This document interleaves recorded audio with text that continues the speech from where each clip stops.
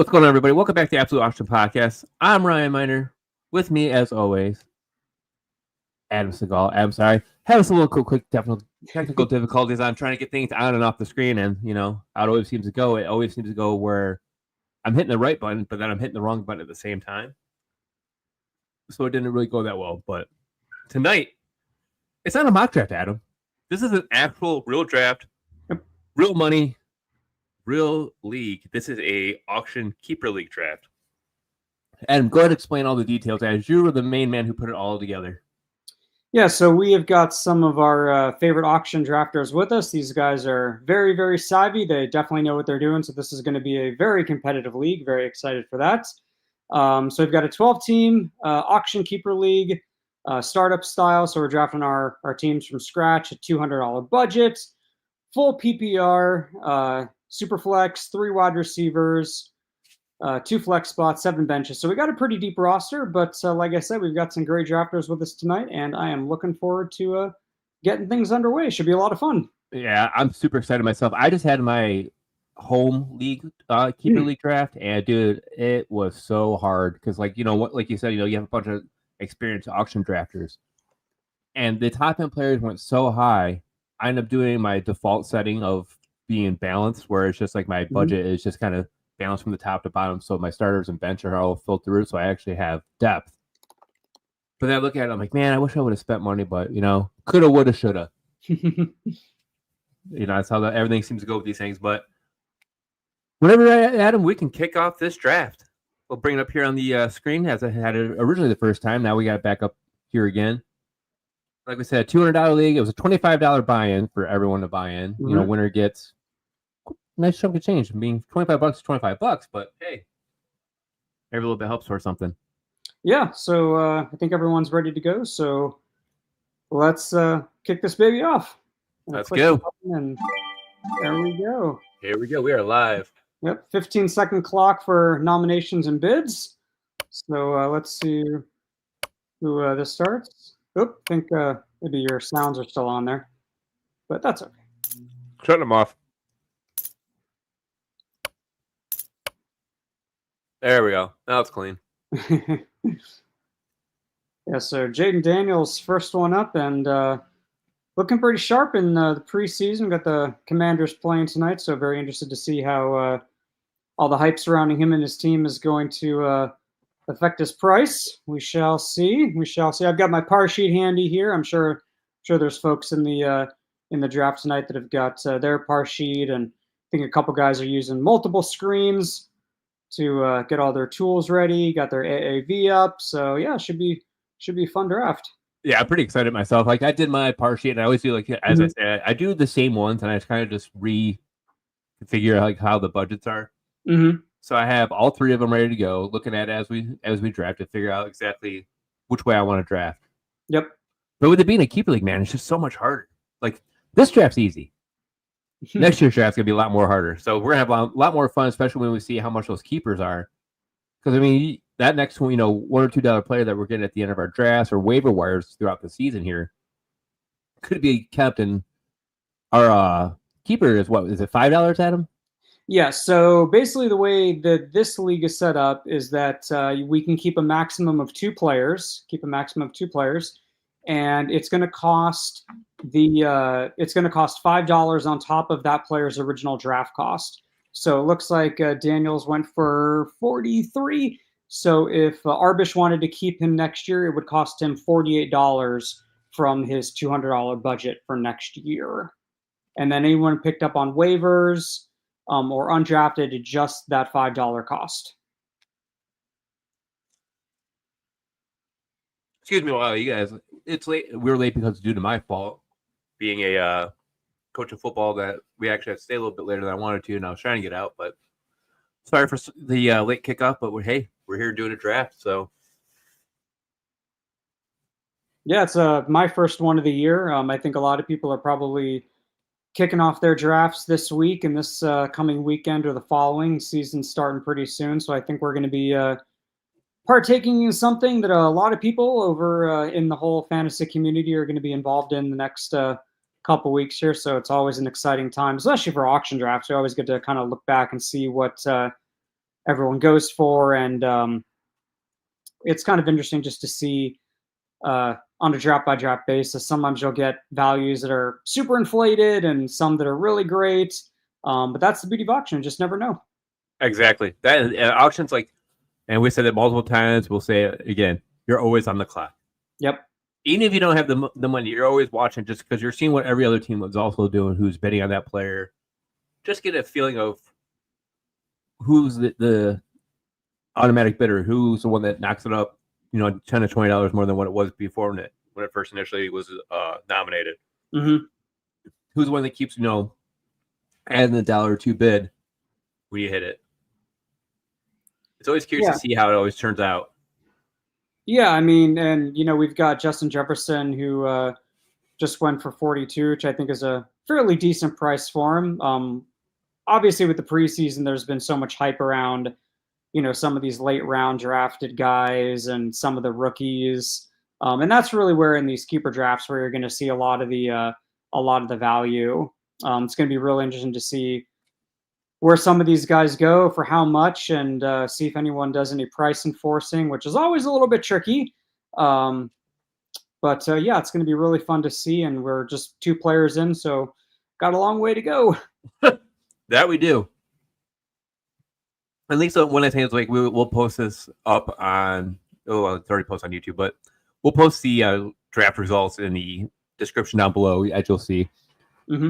And also, if you're first time here, like and subscribe, please. Every little bit helps. We broke 500, Adam. We're at 510 subscribers as of right now. So yeah, I saw that. I was on vacation for about 10 days, and I saw that's great. And we're just super thankful, for everyone that's reached out and supported us. And it's just us. We don't have a team of writers. We don't have producers. We don't have anyone, doing not yet sound effects. Right, not yet.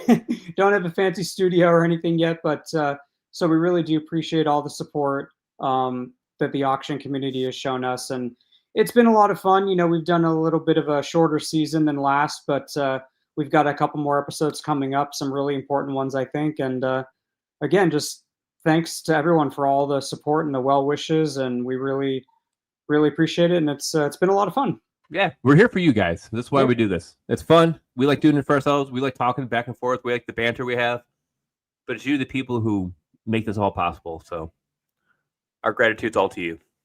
Yeah, and let us know if you've got any questions on the stream. We'll be happy to answer any, or if you just want to come in and banter with us a bit, we're we're more than happy to do that. We're listening.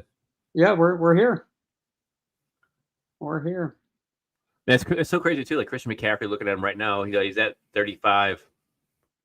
And like in my draft, my keeper league draft, he went for so high. I mean, it's a $50 league, but you extrapolate it. He was basically almost 40%. He was basically 40% of the budget for someone. Wow. Yeah. I mean, he's one of those guys, super polarizing, and the 49ers are kind of banged up right now. Their whole team is just kind of on crutches. They've got some wide receivers that are injured, got some running backs behind McCaffrey that are injured, but for 39, I'm happy with that. I think that's actually a really good value for him. He's obviously someone who can, be the RB1, for any team. So I'm pretty happy with that price, and hopefully he stays healthy. And it's if you don't take your shot, you can't score. So I'll take that for 39 with McCaffrey. I think that's pretty good. Exactly. You miss 100% of the shots you don't take. Right. And so far, I've hit none of them. So I missed all my shots. And Barkley just went for $1 less than McCaffrey. So yeah, that's starting to go a little cheaper right now. Everyone's kind of going cheap. Yeah, that's interesting. I would have thought that maybe McCaffrey, maybe he'll kind of set the set the bar. It'll be interesting to see if there's any running backs that go for more expensive than him. Obviously, we still have Bijan and Jameer and Genti up there. But so far, yeah, McCaffrey is most expensive. But Barkley's right behind him. Maybe some people are a little bit worried about Barkley. That huge workload he had last season. The historically they haven't done. Running backs haven't done great after such a huge workload. But he's got one of the best offensive lines in the league. He's on a great offense. $38 for a guy who probably, even if he isn't the RB1, or RB2 next season, he's probably, definitely guaranteed to be, I'd say at worst, top 6. So so for even less than McCaffrey, that's probably a pretty good deal that Rennie Chen's got there. Mm-hmm. Absolutely, absolutely. Yeah. No, yeah, Drake London. Drake London, wow, he's even going up there in price. $40. Yeah. Let's see. Yep, it looks 39 it looks like. Yeah, 39. And yeah, I mean Barkley, London, he's another one of those guys who's gotten a lot of hype. Got a semi-rookie quarterback in Penix. He's probably going to be force-fed a lot this year. London will be. So yeah, that's probably a pretty good price for a guy who could potentially be top 6, top 7 wide receiver, maybe even more. Does he make you kind of iffy with Michael Penix being at quarterback? I mean, Penix played really well down the stretch last year. He's not super, he's not a super mobile guy, so he's probably going to be, in the pocket a lot, just passing, and it maybe depends on how you feel about Kyle Pitts, if he's going to have a, what is it, the 4th year, 5th year breakout, whatever it is for him. But I definitely think London, is a good, he's kind of that, as it stands now, he's probably a good, back end wide receiver 1 with, with upside to possibly being, top 5 in PPR. Again, this is a PPR draft, a PPR league. So I think I like London right there. I think that's a pretty good price. And, we just got Bijan set the new bar for running backs at 43. So not too shabby there. I think looking back now, the Barkley price is probably good. The McCaffrey price I got is probably pretty good. But yeah, I mean, Bijan, again, another guy who's going to be, in the running, no pun intended, for, the RB1 spot. And it's interesting, I mean, again, Bijan, going for, 43, if Chev wanted to keep him next year, for an extra $5, that'd be 48. That's a pretty good chunk of change right there for his keeper cost. So I don't know if he's going to do that, but yeah, for a guy that could potentially be the RB1, that's probably pretty decent price for him, I'd say. Yeah, it's pretty good value. Like back to the Michael Penix thing. That's what I was saying. Like, I have no fear in any of these pass catchers for Atlanta, just because there's Kirk Cousins still there, and we saw how Kirk Cousins was playing prior to that. Yeah, he got injured. It showed in the Netflix series Quarterback, where he basically his arm was basically like a noodle. Yeah, and it had no feeling, so you couldn't. It's like you don't get that feeling anymore of is this a good pass? Is this a bad pass?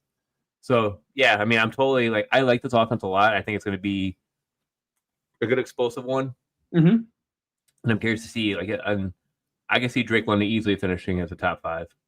Oh yeah, I mean, I think their defense is probably, getting better, but it's probably still not, an elite defense. So they're probably going to have to play catch up quite a bit, which is always great for quarterbacks and pass catchers. So yeah, London. I mean, I think he's seems like the community, the fantasy community is either really in or really out on him. I tend to lean more towards being in on London. I think he's probably going to be, he's going to have a huge target volume. Their passing offense is probably going to be pretty explosive. So yeah, I think that's a decent price for London, considering, St. Brown went for $1 more, and they're probably kind of right in that same range. Yeah, absolutely. Being right in the same range. But getting Drake London and I'm around St. Brown on the same team is just nuts. How many leagues can you see you can do that in? Right, you're not going to do that in a snake draft. Nope, exactly. That's why more people need to switch from snake drafts to auction drafts. Yep. Get to have a little bit of fun. Yep. And here's your guy, Jameer. Oh yeah, always got to go. Love Jahmyr Gibbs. Yeah, he might. I would not be surprised if he was right up there with Bijan. Oh yeah, he should definitely be up there for Bijan. Yeah, 41 right now seems like a good price if you can snag him, and you did. I got him for 40. Yeah, there you go, even better. Oop. So $2 more than Saquon Barkley and $1 more than Christian McCaffrey. Yeah, not bad. I'm happy with that result. Yeah. I mean, again, he's going to be in there for, especially, I mean, even with Montgomery, Gibbs is definitely going to be in the the range of, finishing as the RB1. And especially, I mean, if anything were to happen, to Montgomery, I mean, he's probably the RB1. Oh, easily. So yeah, he's not a bad guy to potentially spend a little bit more on than maybe, if maybe you had planned on it. I think he's probably one of, if not the only guy who, especially the running back position, that you can really say, say that about. This guy Henderson's been getting a lot of camp hype. Yeah, I mean, they're saying, he could be the next Jahmyr Gibbs. Some highlights of him have looked really good. So it'll be interesting to see. Obviously he's a rookie, so never really know when they actually step on the field. But you got to take chances. So we'll see. We'll see if 32 is enough. Nope. I was going to say, I was like, for the first time, Adam, I think you actually only have 2 running backs in the draft that I've never seen before in all these years I've been drafting with you. Yeah. Great, Scott. There you go. 32 for Henderson. I'm sure he's pretty happy about that. Yeah, I mean, that's not bad at all. No, not bad. No, not bad at all. And again, I mean, if he ends up being, and again, with the keeper costs, he could potentially end up, costing, Great Scott there 37 next year, but that's totally reasonable, especially if he really does have kind of a role and a career like Jahmyr Gibbs. I think that would be an auto keeper, I think, for him for at least a year or two. Yeah, because I mean, if you're keeping them at cost, like if you look at the cost, like what we have with Gibbs, Barkley, and McCaffrey, Robinson, that's right in the range he should be in. So yeah, for $5 more, it's actually better because then you don't have to worry about trying to overpay for them. Right. Unless how the draft goes and we find those late round guys who are $1 or $2 and they're like, oh wow, yeah, they exploded. Yeah, and that's kind of what's so much fun about keepers is that we set our cost at $5, but there's no limit. I mean, if any one of us wanted to keep these guys until they retired, that would that's totally fine. It's just gonna take a little bit more money out of their budget, but that's also kind of what's fun because a lot of these top end guys, especially for the price, they're probably not going to be kept for more than a season, 2, maybe 3. And then if they're still playing, they'll obviously go back into the draft pool and someone will have a chance to draft them again. So that it's always fun with keepers. It's always, finding that late round value, finding that that dart throw, that gem at the end who you can maybe get for, a couple of dollars or maybe even off the waiver wire who, becomes a staple of your team for, years down the road and you get to keep them for super cheap. Oh my God. Yeah. Like if you find that one guy who's like the next wide receiver one, like, remember like Nico Collins a couple of years ago where it took him, 3 or 4 years to finally break out. Yep. You get him at $1, $5 more, he's at what, 7? He'd be at 6. Right. Hey, though, this year he'd be at $11 as a keeper, if we kept doing the $5 rule. So if you find a player like that, that's where you win your leagues at. Yeah. Just because like I said, like going back to my keeper league, like my one friend, like he has a dominant team. Like his keepers are so good and so cheap that he was able to buy anyone he really wanted. Yeah. At the top dollar price. And like I said, he spent the majority of his money on Christian McCaffrey, but he was able to do that. Which kind of takes it sucks because he has Christian McCaffrey. He also has Jahmyr Gibbs as a keeper. Right. We do a rookie draft. We're able to draft certain rookies so you get them for super cheap. Right. So we get them for like 50 cents out of a $50 budget. And he got RJ Harvey and Caleb Johnson on top of that. So the team's just stacked. Yeah. Super jealous. Yeah, and it's that's fun with keepers being able to stumble upon whether by accident or by design someone who you're going to be able to just have a staple for your team for for years down the road. It's kind of like a mini dynasty if you kind of think about it.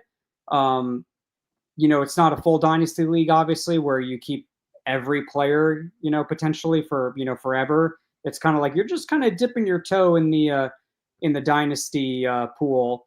It's a fun medium. It is, yeah. It's definitely a fun medium. It's definitely a fun kind of fusion between redraft and dynasty. It's kind of the perfect like meld between the two. So if anyone is watching who's never done a keeper league, they're definitely a lot of fun. Definitely a lot of fun. Oh my God, yeah. And yeah, I mean, I was able to get Nico for 40, Neighbors went for 41, Jefferson for 42. These wide receiver prices are pretty much right where I expected them to be. And yeah, I mean, I really like the way everyone's team is looking so far. Be More Like Moses has, potentially, you know, two of the, top 6 or 7 wide receivers on the board. So I'm sure he's pretty happy about that. Um, Still only have a couple quarterbacks out there, but I'm sure that'll change pretty soon. Here we got Burrow coming up. Um, yeah, I really like everyone seems to be really balanced so far, which is, great. Doesn't seem like anyone is, um, No one's overspending. no, I don't think anyone's overspending. I think, we've definitely had a few good deals. There's a couple teams who don't have any players yet, but that's going to change, I think, here pretty soon. So, and maybe there's a method to their madness. Maybe they're waiting for a couple more of the late round guys to try to, pounce on one of those rookies or late round gems they think is going to be a steal that they can get for really cheap. So, we're only what, 10 or 15 minutes into the draft, but I think everyone's done really, really well so far. Yeah, it's been a lot of fun. I love it. And here is Jamar Chase going above and beyond everyone else's price. Not surprising. No. Yeah. And we got to say, too, and this is a 4 point per passing touchdown, too, right? Mm-hmm. So the Russian quarterbacks have the better upside compared to the correct pocket passers. Correct. Yeah, it's 4 point per passing touchdown, obviously 6 for rushing and receiving, full PPR. So yeah, we got Chase up here going for $50. Yeah, I think he's the most expensive player we've that's been drafted so far. Again, not surprising at all after such a great season he had. And I'm hoping that Modus is crossing his fingers, hoping that he's going to, again have another, wide receiver 1 finish, or at worst wide receiver 2 finish. And it would be an expensive, keeper for him for next year. It'd be $55 if he wanted to keep him next year. But he's still young. You never know. Maybe he's going that route and he just wants to lock in the, what he thinks is going to be the, top guy for, another couple years. Yeah. And Premier 94 here put up Travis Etienne, and I like Etienne a lot this season. He was definitely one of my players. I said I had a great late round value. This is where the late round value doesn't work out. Where do you nominate them this early with this much money on the board? You think you're getting them out there by nominating them like that, right. But $7 spent could have been, could have been later on. It could have been $2 or $3 instead. It's $4 could have went somewhere else. It's very possible. I mean, the Jaguars' backfield right now is probably one of the most, ambiguous. I think right now there's a lot of just unknowns and uncertainty with that. It could be a full blown, running back by committee. We may not know who's gonna. They may not have a lead back. They could be rotating guys in and out, every couple of series. And if that's the case, that's obviously going to put a huge cap on, Etienne and Tootin and Bigsby's, ceiling. But if Etienne ends up being the guy and they stick with him, it's a steal, and I'll be eating my words. Yeah, that would be a steal. I don't know if that's actually what's going to happen. I tend to think that it probably will be a little bit more of a running back by committee, just because the other guys, Tootin and Tank Bigsby have, all the reports seem have made it sound like they've, been really, really good and really involved in the preseason. So could be a committee, but who knows if one of these guys ends up emerging as the guy, whoever gets them, because I don't think Bigsby or Tootin is going to go for more than 7. So if anyone can draft those guys, one of those guys, and he ends up being the lead back in that system, that's going to be a good steal and a good value next year. Yeah, I just always get so nervous about trying to put these it would be like a later round type player out there on the board so early in the game, just because there's so much money left on the board. Right. It can. I really put it out where I'm going to put it out, say like a Saquon Barkley if he hasn't been out yet. Right. Get that, $40 off the board instead of less than 10. Yeah, it's tricky. You never know how the market and your draft is gonna pan out. It's possible that Great Scott may have been able to sneak ETN for $2-3, but not this draft. No, not at all. Yeah, we got some savvy drafters in this room. That we do. And we got Puka Nacua on the board. And with the Matthew Stafford news, are you still nervous on anyone that's a pass catcher for the Rams, or are you okay with taking them at cost now? I mean, it still makes me a little nervous. I mean, I don't think that, if Stafford went down, going to Garoppolo, I don't know if that would be like, I mean, I think it would be a downgrade. I don't know how much of a downgrade it would be. I think that, I think they still have, the offense and the defense to be able to, carry the offense a little bit if it was with Garoppolo. But I mean, Nacua just went for what, 29? So I mean, that's not a bad deal. That's not a bad deal at all. That's way under what his current AAV is. I don't have it pulled up in front of me, but I can tell you that is significantly less than what he has been going for in our drafts. So there might be some guys in here that might be, hey, I don't want to take the risk. I'd rather just, get someone else. I don't want to have to deal with the drama, the possibility of Stafford going down, and then, possibly having to turn to Garoppolo. But if Stafford's able to play, for a lot of the year, that's going to end up being a great value for Nacua, because that is significantly cheaper than where we've seen him in other drafts. He's been like high 30s, low 40s. So Arbish got a really good deal there. Yeah, it's not a bad deal at all. No, we got Ashton Genty out there. Yeah. I mean, he's a rookie, but he's been, one of the most highly touted guys coming out of college. I think he's probably going to go for probably right around, I'd say, mid 30s. But in auctions, you just got to keep your eye on the ball, because, you take your eye off the screen for 1 second and, you could have had a guy for a lot cheaper than maybe he should have been. So, but we've got some great drafters in this room, and it seems like everyone's dialed in right now. So that's good. That is really good. Yeah. Yeah. Everyone's, and you and I are more dialed in this time than we were last time, because we actually have real money on it. So I think so. Yeah. We're not really wasting time being like, oh man, that guy just got a good deal on that guy. We're missing out on it. We're multitasking. I'm looking up and down and over. You're looking up and down and over. So we are trying to be proactive. Yep. Multitasking. Yep, for sure. Yeah. And Genty went for 36. That's a good deal. That's a little bit cheaper than what he's been going for in our mocks. So that's a good deal that Roto Fanatic got. Now here's a guy that's pretty interesting. He likes to be called Bill, from what I heard or read on Twitter today. Jacory Krosky-Murat. I never heard of him. Like, what's all this? Who is this guy?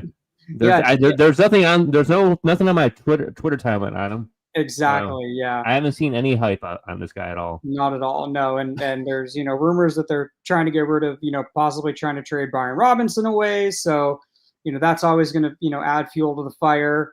But he's looked really good in preseason. What was he, a 7th round draft pick, I think, or something like that? He was he's very late. Guy. But he's looked really good this preseason. So we'll see what the I'm surprised right now how high he's going. Yeah, I mean it's I was willing to go 10 or 11. Now he's at 12. There he goes. He goes for 12.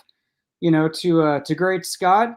Again, if he ends up emerging as Washington's lead running back, if they really do trade away Robinson, that could end up being a steal. It could be a steal regardless. I mean, he might end up having being someone who's super involved. Eckler's getting up there in age. He could be the RB2 in Washington, and they've got a great offense, and that's always good for running backs. So not a bad, it's a little iffy right now. We're not sure how he's really going to do, in the real NFL, but so far in the preseason, he's looked good. And if he ends up, becoming a great player, $12, with a $5 keeper fee, that's, not bad. Yeah, I don't mind it, but then I also don't over like exuberate this hype, because you're going to get a bunch of like 3rd and 4th string type of defensive backs and linebackers, defensive ends. So I kind of take it with a grain of salt, but I think the Brian Robinson hype of being traded or being put on the trade block is what's pushing up his cost.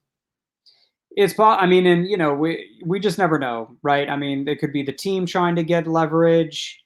You know, the teams, the players, they do this all the time. They hold out, they hold in, they say I want to be traded, and deadlines obviously spur action, and with the season right around the corner, it could obviously maybe it's going to cause Robinson to lower his asking price. Maybe it'll just spark negotiations to get a deal done. But yeah, we'll just have to see. Yeah, I mean, this draft is actually being fun, and it's hard to try to talk at the same time and watch what everyone's doing. But Bucky Irving's out there now, and he's getting up there with the higher dollar running backs too. Now he's sitting at 35. Oh, he's at $34 right now to Chev. Yep. And that's up there with Genty, who went for 36, Henderson for 32. As I said earlier, Barkley at 38, McCaffrey at 39. Mm-hmm. Like, this is where people are getting nervous, because this is when tier drafting kind of comes into effect and kind of can bite you in the butt at the same time. Right. Yep. Because don't you think, like, you do look at the tier, like, my tiers might be we put our tiers together, our tiers won't look the same. Oh no, of course not. No. But you might have a player. I might have a player at the end of my tier, and you might say, "Oh yeah, I really want him. He's at the top of my tier, and he's one of the last one nominated." What's going to happen? That last one nominated is going to be one of the most expensive players out of that tier. Exactly. Where you're losing that value. Yeah. I mean, back to Bucky for a minute. I mean, that's right around where his price was in our mocks. He's always cut it right around the 35 range. I've seen him go for in the 40s before, and Chase Brown right now is on the board for 36, even more expensive than Irving, and he's another guy that's gotten a ton of hype just because of how well he did last season, and he just went for 36. Obviously, if he can maintain that pass catching role in Cincinnati, which it definitely seems like he's going to, again, on another team that's got a incredibly bad defense, that's probably good for him. I'm not upset getting Bucky for 35, seeing Brown at 36. Pretty satisfied right there. Yeah, this is unlike you, Adam. I know. I'm quite surprised. Like, what happened? Like, on vacation, did you go to like some like time continuum or something? Or, like, wilderness retreat, just like Aaron Rodgers. Yeah. You were in a dark cave, and exactly. You took a lot of good photos in it. Yep, exactly. Yeah. No, just I mean, I was sort of preaching, zero RB last season because the running back value was so great. I've been sort of preaching, kind of going like a zero wide receiver approach or somewhat of a modified zero wide receiver approach this season, just because the value on those late round wide receivers is just amazing. And then of course I get Nico for 40, so that sort of blew up that whole plan. But well, you got hero wide receiver now. What's that? You have hero wide receiver now. Yeah, exactly. I mean, I'm happy with my budget. I'm happy with how the draft's been going. I don't think we've seen anyone, maybe Nakua, who might be, you could say is gone for significantly cheaper than what we've seen in our mocks. But other than that, I mean, I think everyone's been right on the money, so to speak, at least, within a couple of dollars or two of their current AAV. This is shaping up to be, I think it's going to be a really competitive league. Like we said at the top, we've got some great drafters in here. We've drafted with these guys before. They definitely know what they're doing, and so yeah, it just should be a good one. Let's see. We're going to bidding war on Jalen Hurts right now. One of the last quarterbacks available, I think, in the top tier. Yep. Especially in this format, this is one where I kind of want to spend up. Right. And I spent up quite a bit, but I got the guy I wanted. Yeah. Lamar Jackson for 46, rushing upside quarterback. Yep. Josh Allen, rushing upside quarterback, 44. Mm-hmm. Jaden Daniels, 43. All rushing upside quarterbacks, 42 for Jalen Hurts. Right. I can't complain. I'm within tolerance of it. I didn't go above or below. I went below, but I didn't go above Lamar Jackson. So to me, that feels like Feels pretty good. Yeah, It's a neutral draft I usually never do like this.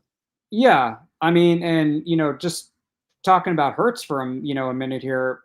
I mean, I think everyone seems to be in agreement that Philly is probably going to be passing a little bit more than they did last year. So, I mean, Hurts, so many of his fantasy points obviously came from the rushing and the tush push. So if he passes, just even a tiny bit more, he's going to be a great player this year. And again, you got him for 42, which is right Right up on there with the par. top guy. He's right up there with the top guys, but he's the least expensive of the top guys, so you got to be happy about that. Yeah, I feel like I have a good like QB1 right now because Yeah, you look at like what's a good way to say it. You always think like this next quarterback's gonna be the next greatest thing. Like say like Bo Nix, for example. He has a little bit of rushing ability. Yep. And people are in love with him. The hype's real for him. But can he produce like a Hurts, an Allen, a Jackson? A name you always see in the top 5 every year.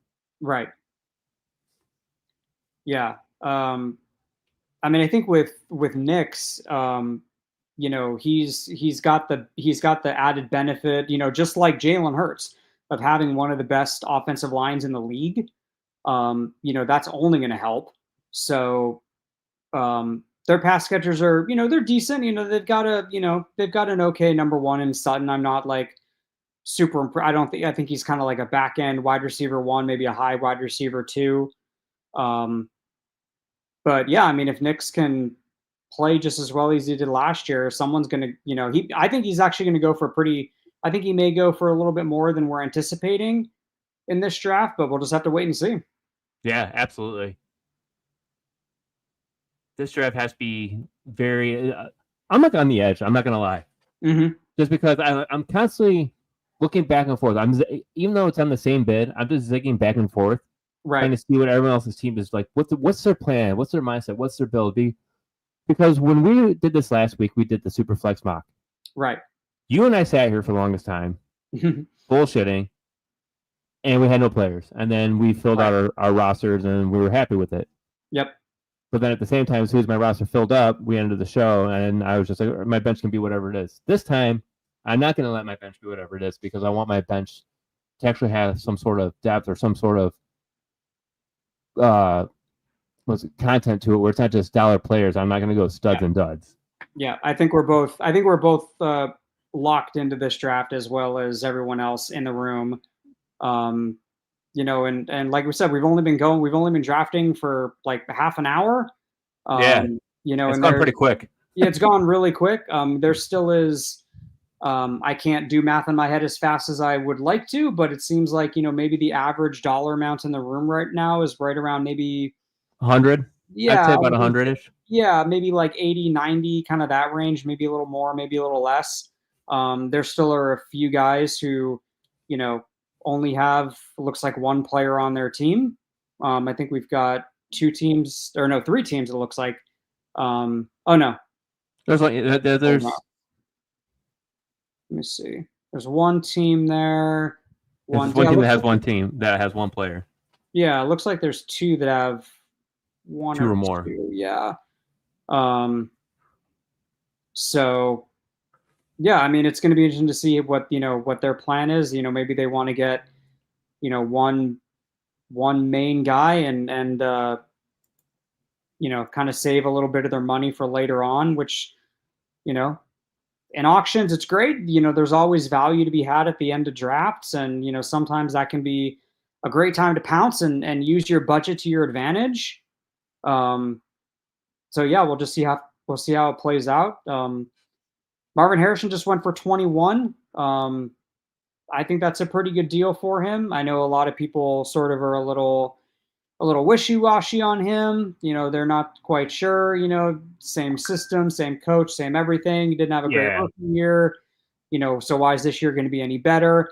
I think it's got to be a little bit better. I always want to project a little bit of positive regression, as they say. But what did he have? Like 8 or 9 touchdowns? He had 8 touchdowns. Yeah, I mean, it's like 900 some yards, 8 touchdowns. So it's like he has to improve. Yeah. Well, Kyler Murray's not playing as much Call of Duty as he used to. Right. So he's going to get better. I was I was in on Harrison there, and then I'm like, you know what? I don't like him as my wide receiver one. There's plenty of other wide receivers out here I really have. Right. I'll stop and I'll just let that one go, and I'll Yep. budget myself to get a better wide receiver here going forward. Yeah. Yeah. I think that Harrison will probably do a little better, I think, this season. I mean, I think he's going to be I think he's actually going to end up being like a high wide receiver too. So Palmier got him for 21, $5 more, 26. If he ends up, hitting that second year breakout, for $26 going into year 3, not too bad. Yeah. Not too bad. Especially when you have him paired with CD Lamb right off the bat. That's Mhm. that's a solid crutch you can use. It's like, okay, I have CD Lamb. I can go ahead and bet on Marvin Harrison. Right. Or I look at my team, I go, I don't have a true wide receiver one. Do I want Harrison as my wide receiver one? Right. Then if I do that, there's plenty of wide receivers out there. Yeah. Or who says I'm going to get that next wide receiver? Exactly. This is where you kind of got to temper your expectations. Let some values go. Because, I mean, if you look at Harrison's a good value at $21. Yeah.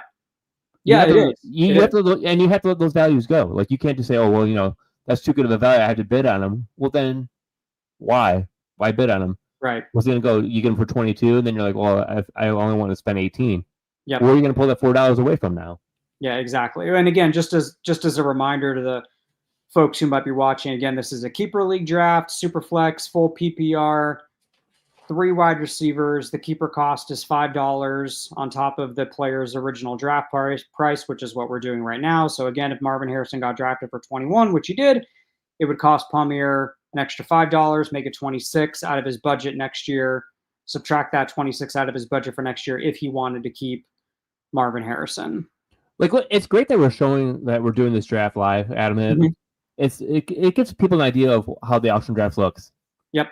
So they'll be like, all right, and theirs isn't going to go this way. We did the same draft over again. It's not going to go this way. Oh, yeah. But at least gives you a good idea of how your auction draft could go for your keeper league starting up. Next year, it's going to be a whole different thing. Right. And that's what it's going to make this draft fun next year, because we're going to have those keepers in there. Yep. And then we'll just see how much prices inflate on certain players, because all these people are going to have so much more money. Yeah.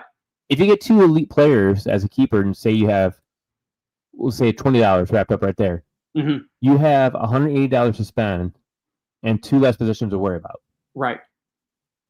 Yeah, it's really, I mean, there's obviously strategy that goes on to a startup, whether it's keeper or dynasty, but I think there's even more strategy involved the following year. Like, you got to figure out who you want to keep. You got to evaluate, their keeper costs, who you think anyone else's might keep, their keeper costs, how much less money you have actually in order to play around and fill around with your budget. So there's actually more strategy involved the second year of the keeper draft than there is during the season, because you just have less money to work with next year. Yeah, granted, you've got, a spot or 2 less you have to worry about, but you've got to be able to build your budget and kind of play around with a little bit more than than you originally would have to. And I found one way to do a par sheet on these and try to plan your budget it's impossible. Right. Because you just never, I tried doing a par sheet every year just to see if I can do anything, and I'm looking at it and I'm like, I have it, because I always put it on my phone, because I just leave it on my phone as a background, and I'm looking at it, I'm like, man, everyone's going for $8 to $10 more than I was expecting. So when it gets that high, I'm like, all right, we're going to balance approach. We're just going to go in safety mode. Right. Yeah, and I noticed, we were just talking about Palmier and getting Harrison for 21. He also has Brock Bowers, our only tight end that's been drafted so far, for 29. He doesn't have any running backs. He's got Jackson Dart as, what's probably going to be either his Superflex, or more likely probably his QB3 or even QB4. So it looks like he is going, super wide receiver, pass catcher heavy, and probably, maybe ignoring more so his running, the running back position, his quarterback position. He's really focused on his pass catchers. Yeah, they get to the moment where some people are like, if you don't get those elite 4, a lot of people are saying just kick the can and just draft a whole bunch of guys at the end. Right. Yeah, so and go ahead. Yeah, I mean, I was just going to say it's it's going to be interesting to see if anyone at the end of the draft, you never want to have any money left over. That's like the cardinal sin of auction drafting. So it's going to be interesting to see, one, if anyone does have any money left over at the end of the draft, or two, if they have more money than they hoped they had towards the end of the draft, if any of these $1 or $2 guys, if they're just going to have to spend up, and sort of blow their budget on some of these cheaper guys just because they don't want to leave any money on the table. So that's going to be something to watch out for too. Yeah, we have like $9 or $10 spent on a no-name name that people have like just because they wanted to get rid of all their money. It's possible, yeah. I've seen it happen. I'm sure you have too. Oh, absolutely. Yeah, you see a bidding war on him. I'm like, this guy is like wide receiver 38. Right. Like, why are we bidding this kind of money on him right now? Yeah. Because they waited too long and they have all this money left behind, so they're trying to spend it. And it works sometimes in your benefit, but at the same time, it's like you should have spent earlier in your draft. Mm-hmm. Not wait so long. There's definitely it's definitely a little fine ballet and dance of how you want to spend your budget, and when the right time is to pull the trigger. And again, you don't want to be left with holding the bag. You don't want to be left over. You don't want to leave like $5 to $10 left over at the end. Or like we said, just be bidding crazy on these $1 or $2 guys just because you have money left over. That should be a lesson to a good learning experience for auctions. Is like you don't want to leave money on the table, but you also don't want to be bidding too much on these late round guys. Like you've got to spend your money. You got to spend it. So don't be afraid to do that. And even if that means spending a couple extra dollars more than maybe you would have wanted to, if it's on a top guy, like that's fine. I'd rather do that than spend it on some like no name or dart throw that's you're just gonna drop anyway. Exactly. And like we look at this, Adam, and you've done auction drafts for many years. I've done auction drafts for many years. It's continuously learning. It is. You're never a master at it. You think like, oh yeah, I could do this, I can do that. It doesn't work that way, because all it takes is one or two people who just change the whole entire draft around for you. Yep. And here we have 10 other ones who think just like we do. Mm-hmm. And everyone's complaining about just like how we're like looking at these values, like, wow, like these players are going cheap. This is 2 drafts in a row that I've been involved in where I'm watching players go cheap. And I mean cheap by saying under what they should really be going for in this type of draft. Mm-hmm. But it's interesting to see that everyone's kind of being cautious, but also not afraid to spend. Yeah. Yeah. And you make a good point. I mean, someone who, is going to be watching this later, they're going to see, someone like Josh Jacobs, who I think is going to have another really good season this year. Oh, he went for, $31. That's never going to happen in my league. Well, never say never. Exactly. He could go for less. You just never know. Someone could be, super high on him and he goes for a lot more, or, someone blinks and they miss a great deal. I mean, so you can't take this draft or any auction draft you see and assume that that's what's going to happen every draft, because it won't. Like you got to be flexible, and you can't take what's going to happen in one draft and be like, oh, okay, I can expect that to happen in the next one. Like, no, that's not how auctions work. No. And like with that being said about Josh Jacobs, he's the 38th player nominated tonight. Mm-hmm. And so this person might say, yeah, that's not going to happen in my draft. Well, why? Is that because running backs are nominated so fast? Mm-hmm. Is he more like the 19th or 20th pick being nominated over wide receivers? That's where the dollar will go up. But like if you say, yeah, he's never going to go for 31 in my league, what's he go for? 32, 33, 36, 37? Like, people got to understand, like, when these nominations happen, this is kind of a good way to look at it and see exactly what pick they go at. Right. Yeah. There's great value. I mean, the running back position is super deep this year. So, it's not surprising to see a guy like Jacobs, who, I mean, I think he finished as like the RB, I don't know, 5, maybe even more, better. He's RB1. Yeah. Was he? Yeah. I mean, he had such a great season. Marshawn Lloyd, their backup, is injured again. Great job on Swift there. Yeah. I don't know how I pulled that one off. You caught someone sleeping. I caught everyone sleeping. Yeah. 11 of you guys sleeping. I was like, oh, heck no, he ain't going for 13. Yeah. But I think it is funny sometimes, I'll see comments on, Reddit or something, and we've kind of talked about this before, where like people are like, oh, that's so unrealistic, that'll never happen. It's like, well, why? Like, why can't it happen? Like, you never. These drafts are so unpredictable. They're so fluid. They're so, we've said it a million times. No auction drafts are ever the same. So don't just assume that, it's not going to happen, because it very well could. You got to be dialed in and ready to go and click that button, and don't be afraid to spend your money. Exactly. And I'm gonna reiterate it again, Adam. This is not like ADP where you can just kind of follow a draft sheet and go, yeah, he's a first round pick, he's a second round pick. Auction drafts are gonna change every time. Yeah, absolutely. But if you do 100 of them, one of them could look like this, where you get your Josh Jacobs for $31, you get a DeAndre Swift for 14, you get a Marvin Harrison for 21. It happens. And people are going to be pissed at themselves, saying they'll look at the draft when this is over. And I always do every year, being like, man, I wish I would have stayed in. But you'll never know, because you just can't. Yeah. It's you're in the heat of the moment. You're bidding on it. You're saying, no, I don't want to do that. You're too worried about your money. I'm always too worried about my money. But then I look at it and I'm like, you know what? We're gonna say, I'm gonna spend now. Let's see. Let's have some fun with this.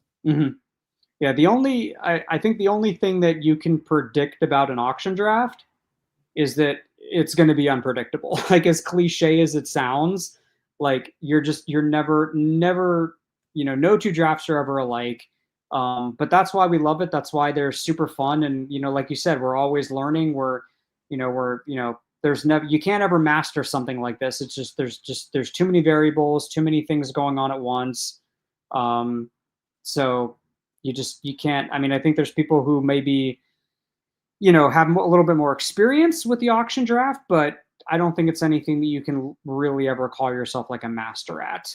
No, it doesn't matter. You could be brand new to this. You could be very novice and so have all these years of background. Yeah. And you say, I'm a hell of a redrafter. No one can really beat me. Bullshit. Like, yeah, it doesn't happen that way. Like, someone's going to screw up all it takes is one person to screw up your whole draft. Right. Because you'll just look at it and be like, well, this guy is like an aggressive bidder. Like, I can't get the player I want. Why? Right. Yeah, and I think, it's interesting. Like, I think, it looks like Rennie Chen's, they have the least amount of money to spend. They've got 5 players. They went, they've got their QB1, their Superflex and Burrow and Stroud. They've got their RB1 and 2 with Barkley and Henry. They got their first wide receiver with the rookie McMillan. Looks like he went for 29. So they've invested, that might be, you might call that a little bit of a studs and duds approach. He spent most of their money on 4 players, maybe 4.5 if you count McMillan. So it'll be interesting to see how their, team shapes up at the end. Then we've got we've got one person, Amtastic, he's still at the 100 mark. Everyone else is a little bit lower. So yeah, I think everyone's done a really good job, and it's going to be fun to look back and, review the board and especially when the season starts, you'll be like, oh, why did I spend so much? Or why didn't I spend a little bit more on this one guy? And, perfect example right now, Rashee Rice is up there. He just got nominated. There's a ton of uncertainty around him. Who knows if he's going to get suspended this season? If he, does he play this season? If he does, how many games? So, this is probably a guy who's going to, be a little bit risky, but, he's like a high risk, high reward. He just went for $8. $9. $9. So if he ends up playing, the majority of the season, we're all going to be like, well, we were idiots.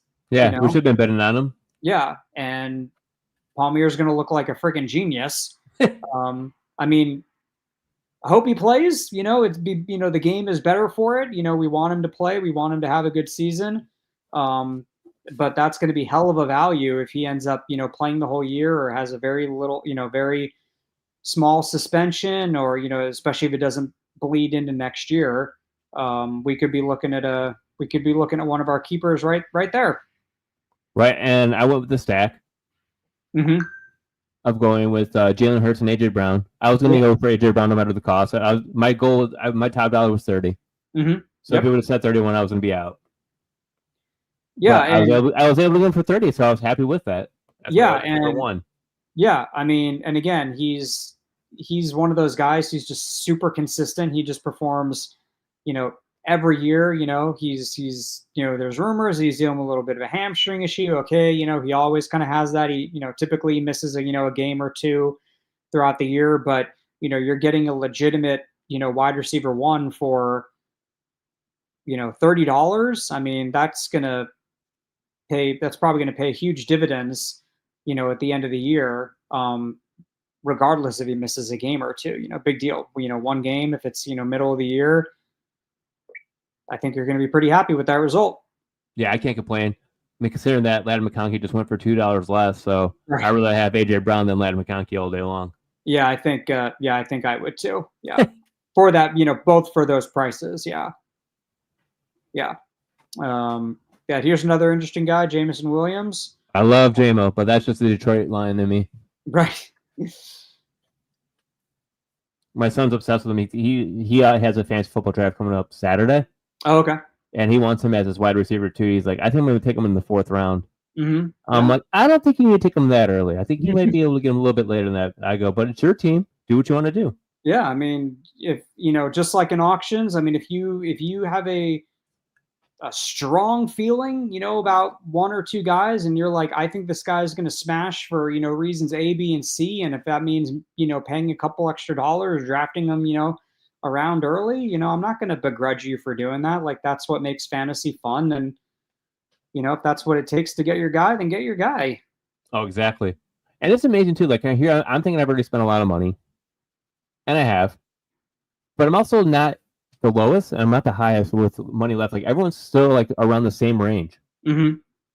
Like, Yeah, I okay, think like so. there's some that have 113. I have 74 left. Right. You're down to 86. Mm-hmm. Like we're all within a range of $15, which is easily one player. Yeah. Yeah, and I think that should tell people watching that like everyone's been really balanced. Everyone's been pretty, on the conservative side with their money. We've got one guy who, Rennie Ches, who's down to, under 45. But I think everyone's been really smart. I don't see any like gaping holes or, gaping need on anyone. I think everyone's done really well. And I think that's just a testament to everyone's experience and how they draft, and the mocks that we've done over the summer that have been super fun. And obviously I super appreciate everyone that's been involved with them and helping collect the AAV data. I think this is the 4th year, I think third maybe, that we've I think it's the 3rd. So it's super, super helpful. And, every one of these guys has been involved. So, thank you to everyone who's done the mocks, whether you're in this draft or not, or if you're just watching, if you've been involved, thank you. It's been a sort of a passion project of mine, and we're hoping to, do some exciting things next season. That's I'm sure we'll talk about at some point. But yeah, it's just a testament to how good this room is and how competitive this league is going to be. Oh yeah, it's gonna be a fun league. It's a good group of people we know that I would say that we've been friends with for a while, but we don't know them face to face. We just know them based on Twitter comments and chats going on. Yeah, they're definitely a bunch of great people. I enjoyed talking with them. Never seen them, but I imagine we all got together one time. Everyone would be just great. Yeah. Absolutely. Yeah, absolutely. But looking for the many things of the future, because I'll say it right now, Adam. Absolute Auction is going to grow. Yes. It's not just going to be this, guys. It's not going to just be the YouTube. We're looking into expanding into much more bigger and better things. Mm-hmm. So we'll let you guys know exactly when that's all going to come out, but it won't be till sometime next year. Mm-hmm. Working on that stuff right now on the outside. So, yeah, we've got some cool things coming down the pipeline, I think, and we've heard from people, emailing us, commenting on Reddit, and just reaching out to us on Twitter and all the socials. So I think we're going to be able to usher in some really, really neat things for the auction community. And we're so niche. We're small but mighty. Yeah. And I think I'm looking forward to what's coming down the road. And what's fun was I started doing the Dynasty way early. I did it right after the Super Bowl. Mm-hmm. But I wanted to put content out there, kind of see what people what gained traction. What did I notice that was the main where it really like take off at? And you want to know where it took off at? Mm-hmm. NFL draft. After that, it took off. Anything before that, it was like hit or miss. Anything that hit was drafts like these. If we did any like mock drafts, but outside of that, it was basically everyone was basically waiting to see what the next draft was going to be like. It was basically doing a mock draft after the NFL draft. That was the biggest hit. Yeah. But so we could be back. What would that be? Beginning of May at the earliest. I start doing this and go through end of this month, end of August. So right before week 1 kickoff. So we could actually have solid. What would that be? 3 to 4 months of fantasy football auction content. Yeah. That's in video form. Yeah, I mean it's we've been doing the redraft mocks. I think we started in June, early June, maybe mid June around that time, and never too early to start getting the data and the AAV and just start kind of putting the content out there. And I think people have really enjoyed it, and I think it's really helped. And I like the fact that we get our data straight from these guys, straight from you, straight from the source. Everyone's been real supportive of, helping out. And again, we just totally appreciate it. And thank you. And again, it's just us, we don't have a team. We don't have a team. It's just us. So we're doing this and hopefully it's been helpful. And thank you for all the well wishes. We really appreciate it. Yeah, and thanks for all the follows. I never thought that this channel would blow up as much as it has already, Adam. We're already, like we said, over 500 as of today. Yeah. Last year, my goal was 100. We hit over 300. This year, my goal was like 400, and then we're over 500. So I was like, you know what? I got to stop setting such low goals. But then if I do that, then I'm going to overshoot it and be like, well, I want 1,000. Right. That's not going to work out well. Right. So I try to think more modest. Yeah. Yeah, for sure. But, and again, email us, email the show, reach out on Twitter and all the socials on Facebook, Blue Sky, all those, and just let us know what you guys want. And you're always welcome to ask us questions and join in on the mocks. And so, yeah, just never hesitate to reach out. We're always here for you. Yep. Continuously learning. Like this is season 2. So we're always looking to continuously improve, help make it better, give you guys what you're looking for. The more you guys tell us, the better off, the more we can get to you. Yep. Absolutely. All right, so back to the draft after our sob story of trying to get everyone love us more than they already do. Money's still dwindling away. Bo Nix went for $22. A quarterback I like a lot. Teams are more and more starting to fill in. Adam, you still have no quarterback. Don't. JBD 68 has no quarterback. Everyone else has quarterbacks. Yep. Your whole 0 wide receiver thing is backfiring on you. You have 2 good running backs. You have 2 very good wide receivers. Yeah, I was actually pretty surprised that I was able to get Higgins for 21. I'm not complaining at all. Again, considering someone like Ted McMillan, who, again, let me look in here real quick, 29. My eyes aren't as good as they used to be. That's significantly cheaper than, Higgins, who, I think at worst, he's going to be a pretty, a high wide receiver too. Again, on a team that's got a terrible defense, they're going to be super explosive. I think that's a fantastic deal that I got on Higgins. Not complaining at all. No, never.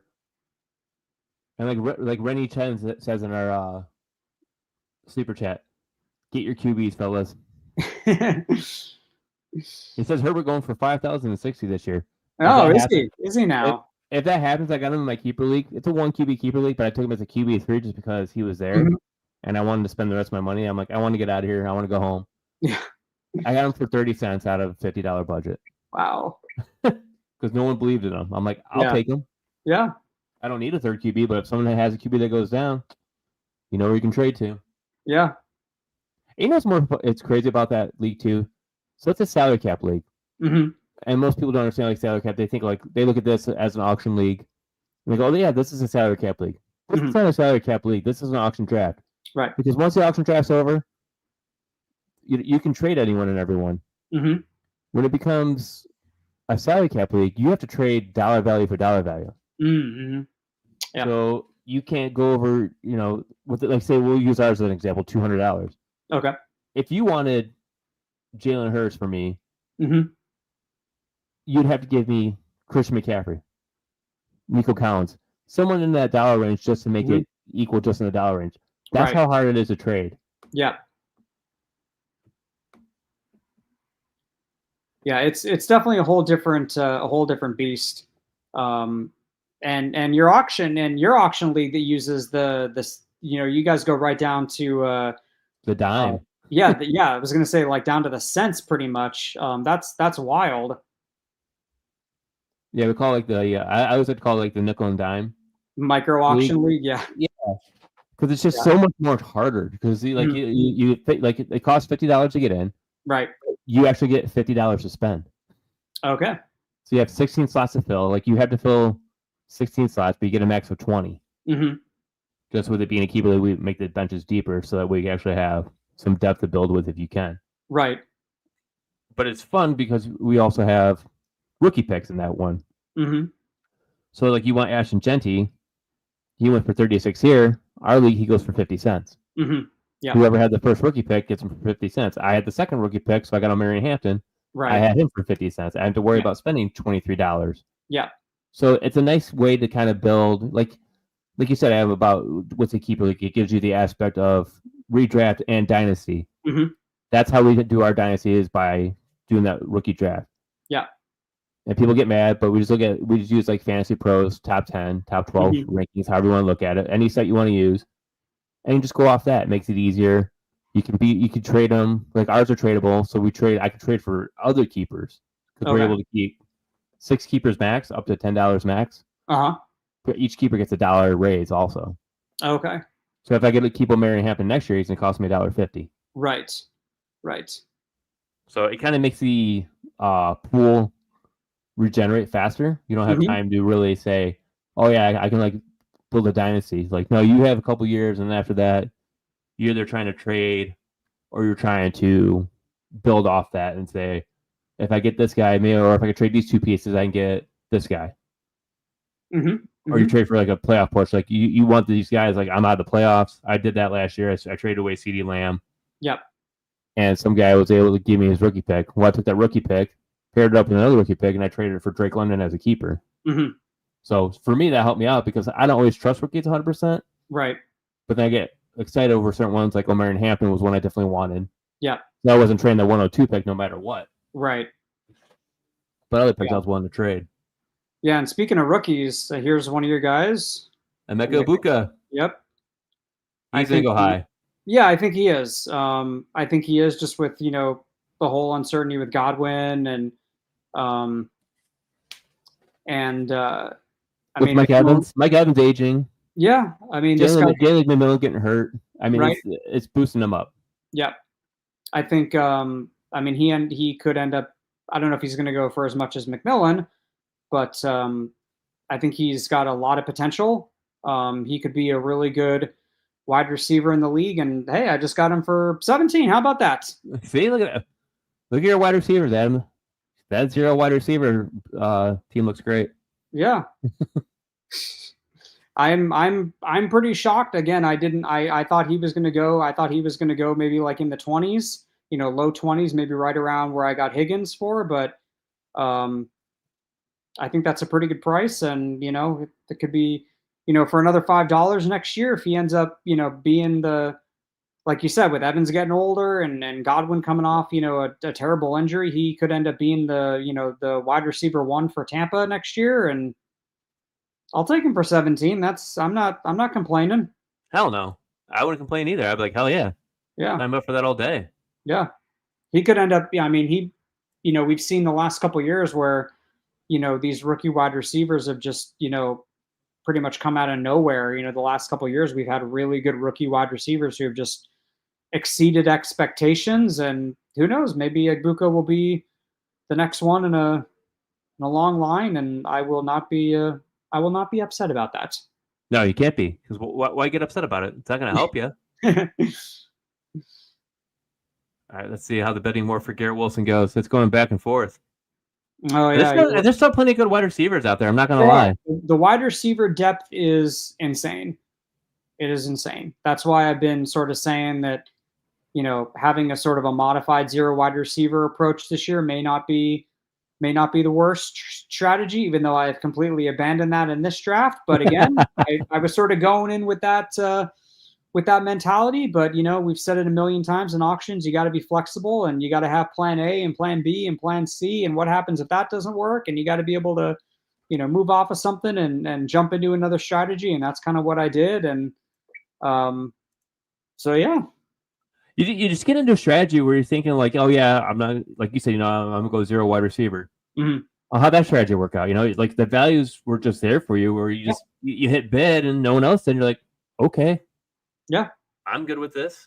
Yeah, that's we've sort of preached it all year, and even going back to last year's, is you can't get married, so to speak, to one particular strategy.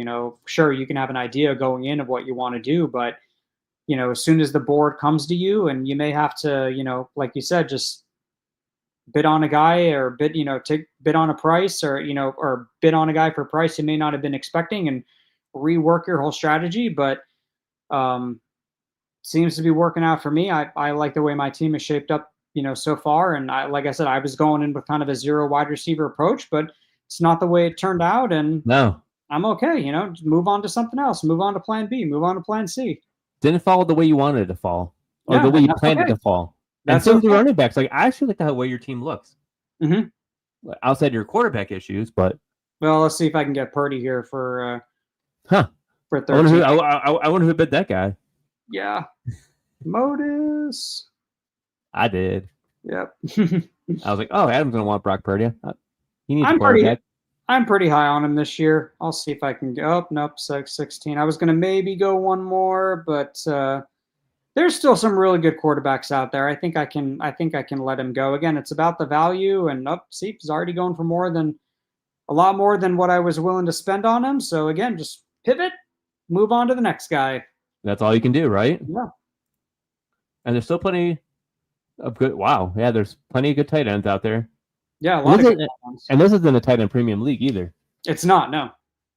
So it's crazy to see George Kittle, Sam Laporta, Hockenson out there still. Yeah, I mean, and Palmier got Bowers for 29, then he turned around and got Kelsey for, it looks like $5. $5 for Kelsey. I mean, yeah, again, with everything going on with their pass catchers, with Rice, and that could end up being a really great steal. Probably not going to be a keeper next year, because I kind of tend to think that this is probably going to be it for Kelsey, but it's a good price on, what could probably be a, top 3, top 4 tight end.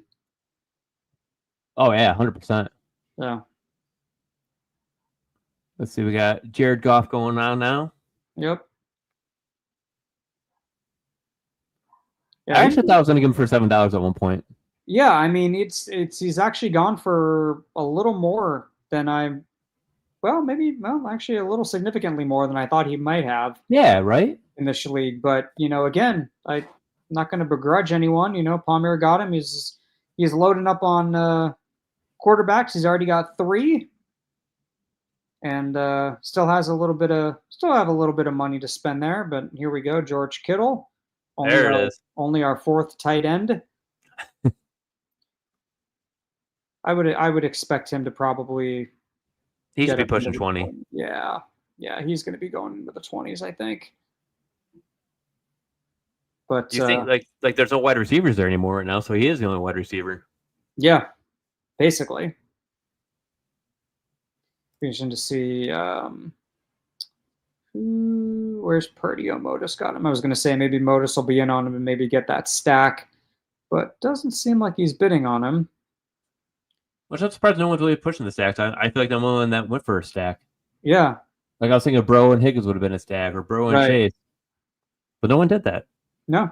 Nobody did. And Here we go. He's at 17 now. Yeah.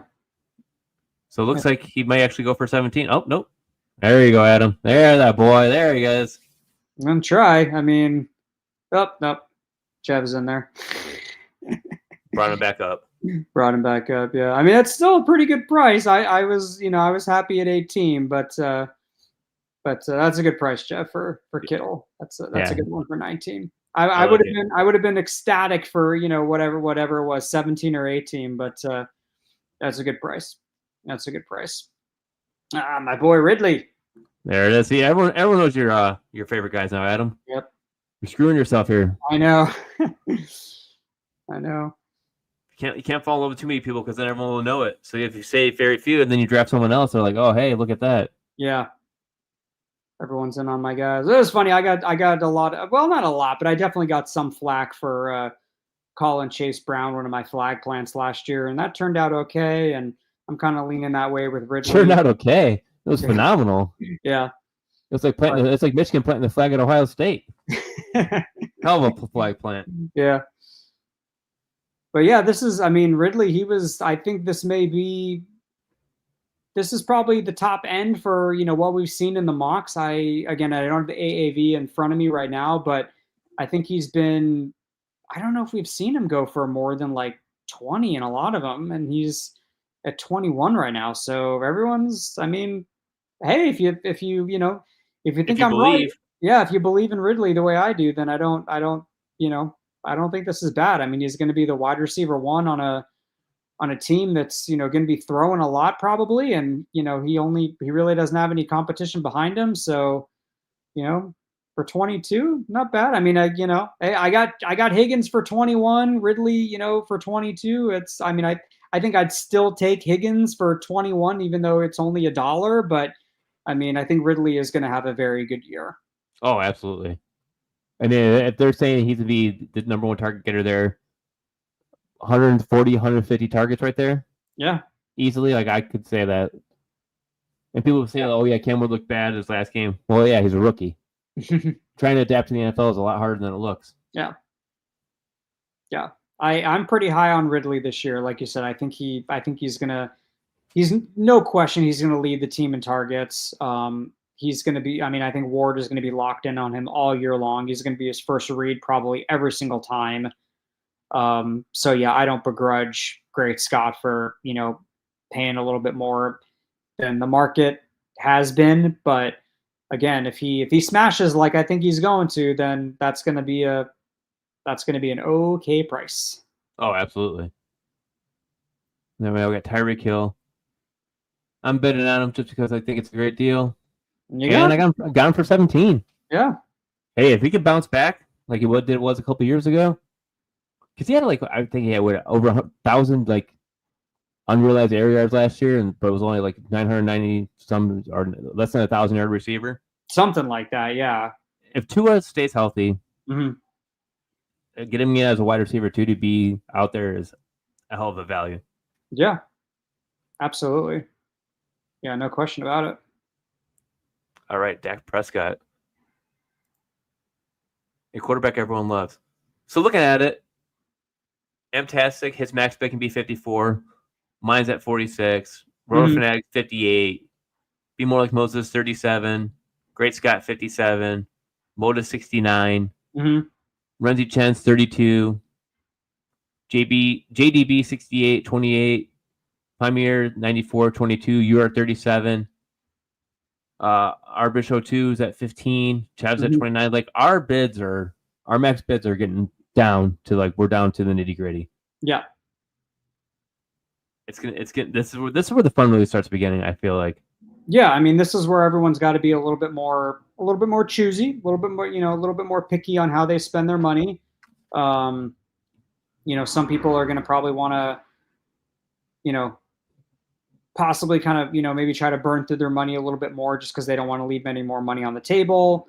But there still is still amazing. There's a lot of good players out there, and there still are some teams that have a decent amount of cash left over to spend.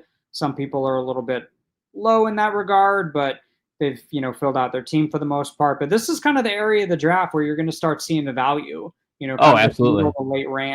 middle to late rounds, and this is where you're going to start seeing a lot of really good value again, especially in the wide receiver position. There's just the depth is just incredible this year.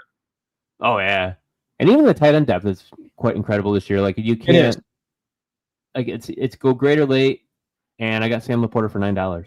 Yeah, yeah. I've been anti Sam Laporta, but it's the price though. The price is what matters. Yeah, I'm man, if I can get him for under $10, like I love that.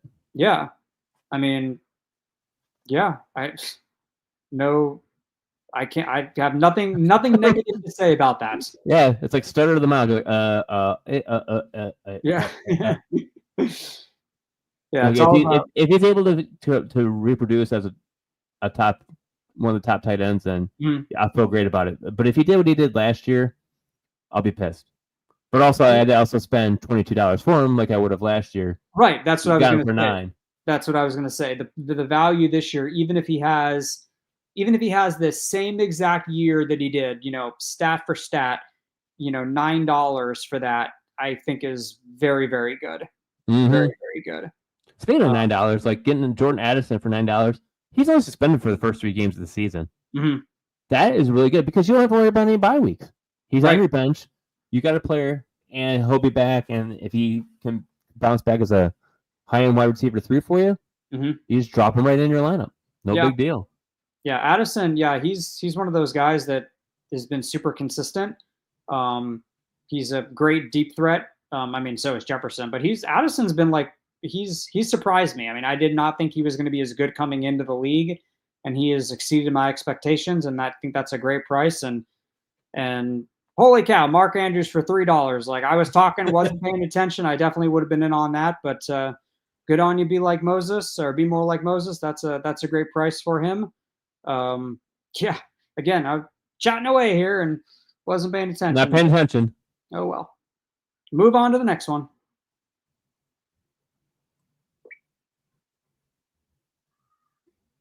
Here we go, Adam. Have a little bit of fun here. Question for you. I have Rice, Worthy, Pollard, Pickens, Irvings, and Myers. I have to choose between Derrick Henry and Josh Allen for my franchise player. I'm choosing Josh Allen for my franchise player. Yeah.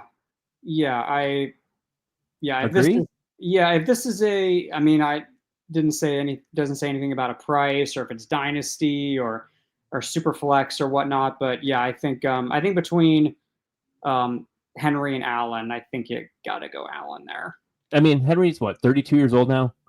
I mean, Father Time eventually has to catch up. He did something. It was the first time like a running back did what he did last year. Like he set the record. No one else did that. A 12-man half PPR league. I'm still going Josh Allen on that. Yeah, me too. And thank you for the question, Kyle. Yeah, eventually, like I always hate to say it, but it's like the wheels have to fall off for Derrick Henry. He can't always be good forever. Yeah, I mean, at some point, I mean, it's going to be interesting to see. Like, I mean, he could end up. He's one of those guys here. I mean, he could. I mean, I don't think anyone would be shocked if he like led the league in, rushing touchdowns.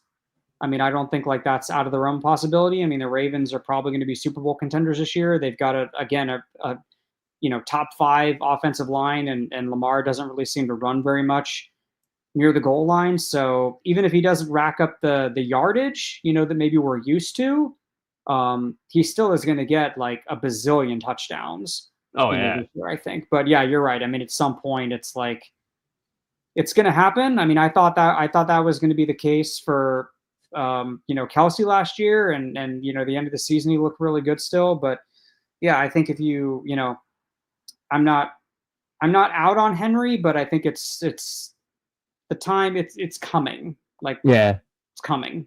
I mean, the difference maker that Josh Allen just does the position himself. Yeah, is enough to justify. Yeah, Henry can do it too. Right. But if you ever watch his games and you're paying attention to his score, it'll be like 6 points at halftime, and you're like, "What the hell?" Like, and then next thing you know, he has a 70-yard touchdown run, right, and gets you 20+ points for the week, so you feel better. But the first half, you're stressing, pulling your hair out, right. the second half, you have to wait till, third, fourth quarter, late third, early fourth, and he finally gets that big break, and you're like, oh, thank God. Yeah. Yeah. Yeah. And that happened a lot last year. He just didn't, the first half of the game, he wasn't, he didn't have a great, stat line. And then, like I said, he blows up in the second half and just comes out and scores a massive touchdown and wins you your week. But yeah, I mean, I think for a franchise player, I think you got to go with Allen there, given the choice. Well, yeah, and plus, like, what is it? Hard Knocks is probably boosting him up even more than he already is. Right. Yep. That's crazy. Tyler Warren went for $7, $2 less than Sam Laporta. Yeah. Jordan Love, who I thought you were still going to get a quarterback, went for 17. I was trying, but there still are some pretty good quarterbacks out there, and I think I'm definitely the only one who still doesn't have one. So it's all about the value at this point. It's all about the value. You're the one that doesn't have a quarterback, and I'm one of 4 who don't have a Superflex quarterback. Mm-hmm. Which is fine because there's plenty. So, like you said, Adam, there's still good quarterbacks out here. But you're almost come down to the point now where you almost need 3 to 4. Yeah. And try to play the matchups. Yeah. Yeah. At this point, I'm really just like I'm not super concerned about like who it may be. I'm more just like targeting the value at this point. Just because it is, there's still our quarterbacks out there, but it's getting a little bit more slim. But at this point, it's just all about the price. It's not so much about who's out there. So we'll see. Oh yeah, Cam Ward. Got to get someone, right? Got to get someone. And yeah, I mean, I think Ward's going to have a decent year. I mean, again, I think he's going to be like locked on Ridley for, probably every single play. So I think, Ward is going to have he's going to have a good year. I don't know. I don't know. Again, I don't really follow college too much, but was he more of a pocket passer? Did he run a little bit? I think he had a little bit of rushing upside, doesn't he? Yeah, he had more rushing upside than Shedeur Sanders. Okay. But he definitely improved from each level that he came from. So he was Florida State, I think we're Washington State, and I forget what JUCO college was at prior to that. But he was very good at all 3. Like everywhere he went, he excelled. Okay. Yeah, I mean, and they've got a good coaching staff. I think their offensive line is getting better. It's not great, but it's I think average. So yeah, I mean, I think he's going to have a decent year. I mean, I think he's definitely a guy that I can build around, and for $8, that's a good price. I mean, it's definitely in the consideration for being a keeper next year, considering it's only a $5 cost. And a Superflex. So yeah, we'll just have to see. I mean, I'm very happy with the way my team has turned out. Like I said, I think everyone in here has done a fantastic job. I mean, again, it's just a testament to how experienced everyone is, and we've been drafting with these guys, and but yeah, if anyone's watching who's never done an auction before, I mean, I think this is great practice and just a great little taste of what it's like. And we always say that auctions are better than snakes, and if you've never given it a try, definitely encourage you to, because you can really build your team how you like, and you would never be able to see these kind of teams in a snake draft. Have a lot more freedom with how you want to build your team, with your budget, and just how you want to allocate your funds. So definitely give auction a try if you've never done it before. Oh, absolutely. And I hate when people say like, "Oh, I don't have that kind of time to do an auction draft." So you don't want to spend 2 to 3 hours, maybe 4 at max, doing the greatest thing that you can in the late summer of doing a draft, because I mean, draft season is the best season. Yeah. Like I have a league that wants me to play, but I'd have to auto draft because they do it during football practice. I'm like, I can't. I'm not going to do it. So they're actually looking at changing the league for me, so that way I can actually draft them. Because I'm like, I'm not doing it if I can't draft. Oh, that would be nice. Yeah. Yeah. I was excited about it. I was like, hell yeah, I'll do that. Yeah, I always kind of go back and forth. Like, does is draft day more exciting, fantasy draft day, or is the week one more exciting? All the above. I mean, it's great. I love draft day is always just so much fun, and there's always so much build up to it, and you're always counting down the days and get to see how your team pans out during the season. And yeah, man, we love it. It's a lot of fun. And again, if anyone is looking to, ask us questions or, get in, trying out an auction draft for the first time, love to, get you in a mock draft with us and all that stuff. Or even not for next year, even if you just, do it next year, but definitely give it a try. Definitely give it a try. Yeah, because we'll be doing one more for sure.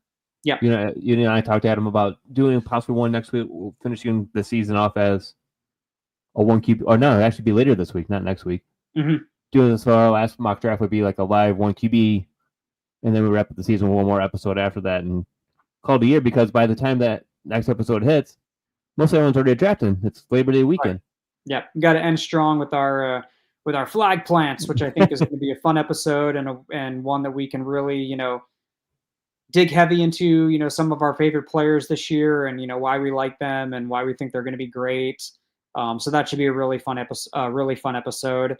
So definitely looking forward to that one for sure. That is always a fun episode to see. Yeah. And then then we can laugh at ourselves too and be like, I can't believe I picked that guy. Yeah, I think one of my flag plants last year was Deshaun Watson. So that didn't work out well, did it? Didn't work out well, but the Chase Brown one did. So one for two isn't bad. No. I mean, if one hits, we gotta take you take the victory lap. Yep. If the one misses, we don't say anything about it. We just move on. Yep. That's how everyone has to do it now. Just you don't say anything. Just take the laps on the things you do you hit on. Right. So wow, taking Njoku for $4. That was a good price. So the clock might be broken, but hey, it's right twice a day. Right. Yeah, that is insane. Njoku with $4, with Joe Flacco being named quarterback too for week one. Yeah.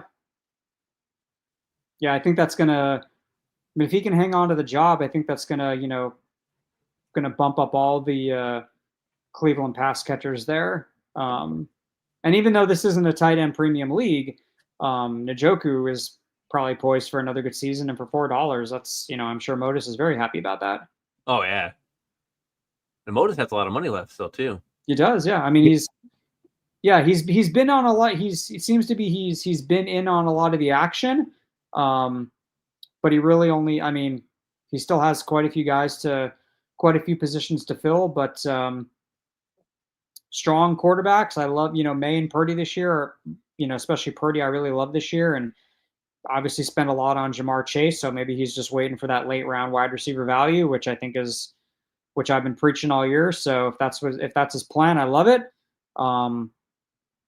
Yeah, everyone's done a really fantastic job, and there still are quite a few teams with a decent chunk of change left. And looks like there's one guy, JDB68, who's got $11 left to spend. Amir's got 13, but he's got most of his team in there already. So we're still got a lot of players to go and a lot of money to spend. Yep. So let's get it out there. Yep.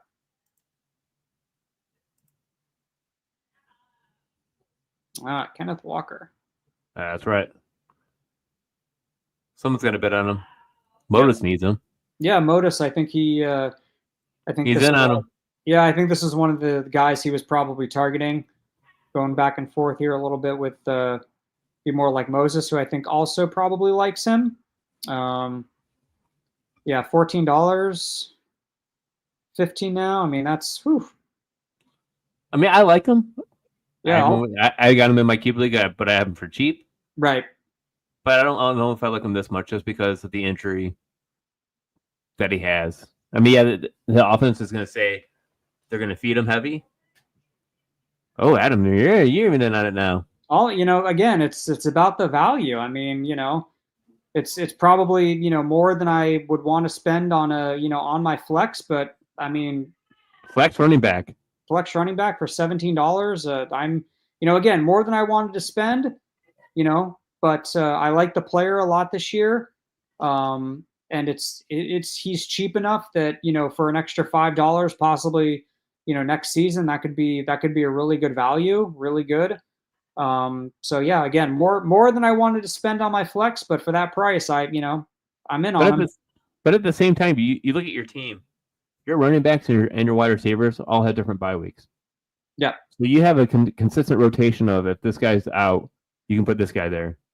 Although my eyes aren't as good as they used to be, but yeah, I mean, I think like the only two guys, because I've got two Tampa Bay guys, Irving and Ibuka, so they've got bye week 9. But yeah, other than that, I mean, I'm pretty good. I mean, that's that's hard to come by. That's hard to do sometimes. Yeah. Kind of working out the bye weeks, but now here's Worthy. Here's a guy who I think might end up going for more than we've seen lately in our drafts, just because of the whole Ray Rice situation. But we'll see. He's only at 11 right now going up to 12. He's kind of been right in this range, but I wouldn't be surprised if he maybe gets punched up for a little bit more, just because of the uncertainty with Ray Rice. So we'll see if anyone bid. No, 15 for Modus. That's pretty good. I think that's a good value. I think that's a good price for him. And again, if we are looking at a long suspension, we're going to look back on that price for Worthy and be like, damn, that was really nice. Yeah, damn, it should have been more. Yeah, or should have been in on those beds when I had the money. Yeah. Not sit back here and be like, oh yeah, I can do that. Nope, no, I can't. Yeah. I got Roma Dunze, who's also been out there. Looked actually pretty good in the offense yesterday with Caleb Williams. Mm-hmm. I'm still not a Caleb Williams believer, but there's potential there with Dunze. Yeah.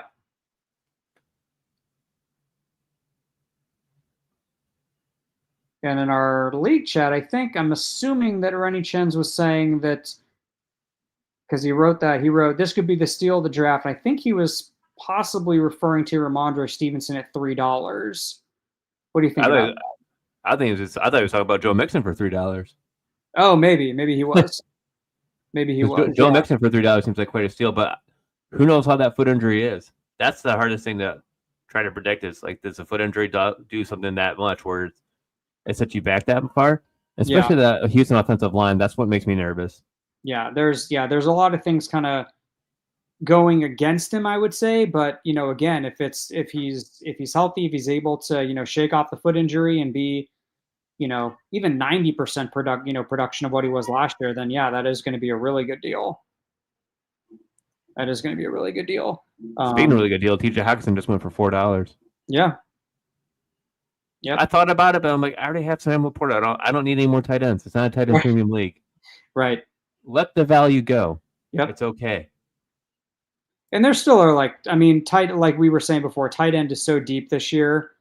Even some of the later round guys, again, we kind of said it before. You're either in on like the top 3 or 4 guys, or you just punt the position. And again, not being a tight end premium league, it makes those top guys, I think, a little less attractive than they would be in a tight end premium league, where you can kind of wait and get a later round guy and not sacrifice too much production.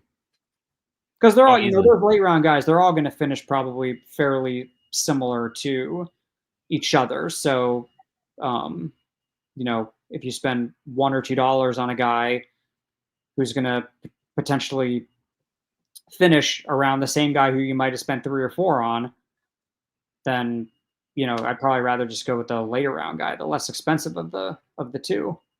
Yeah, it almost seems better just to go that way with it. Mm-hmm. Let's see, what do I want to do here? Oh, this makes it hard with the flex. With being PPR, I always want to stay wide receiver. Because it just forces my hand. I feel like I want to go wide receiver, where like half PPR and like standard, I'd want to go more running back there. Yeah. But there's so many like still good players out there. It's like, I'd love to have Sutton, but I didn't want to spend 17 on him. Right. Yeah, no, I'd rather, like, you got Tyreek Hill for 17. I'd much prefer that. Getting a Olave at 9, I was like, oh, that was a better deal.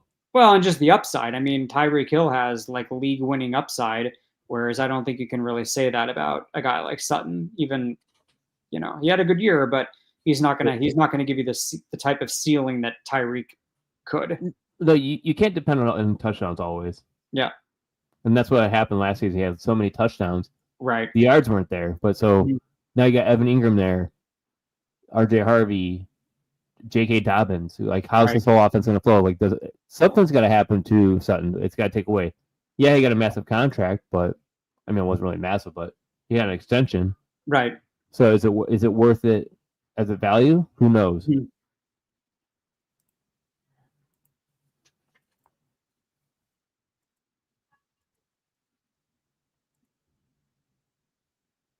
Let's see how many folks are in on Pickens here, who, again, in that Dallas offense, I think he's going to have a pretty good year. Opposite Lamb, I think having Pickens there will probably open up some more. Maybe Lamb doesn't get as much double teamed, as he used to. Might open up the field a little bit more for him. And yeah, he's already up to 19. See if anyone. I think Modus is going to bid one more. There you go. See, told you. Yep. I think this is a Modus' guy. Yeah, he needs a third wide receiver. A couple teams do. He's got the money to do it if he wanted to. Take it a step further and just steal him away. But I think he's going to let Fantastic grab him. Wow. Yeah, I thought he was going to punch him for one more at least. That's what I'm saying. Oh, hey, look, Brian Robinson. Yeah.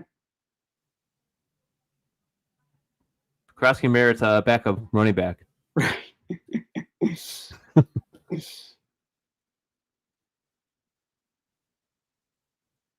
I think now that the starters are starting to wrap up, Adam, we'll wrap up probably around that time, I'm thinking.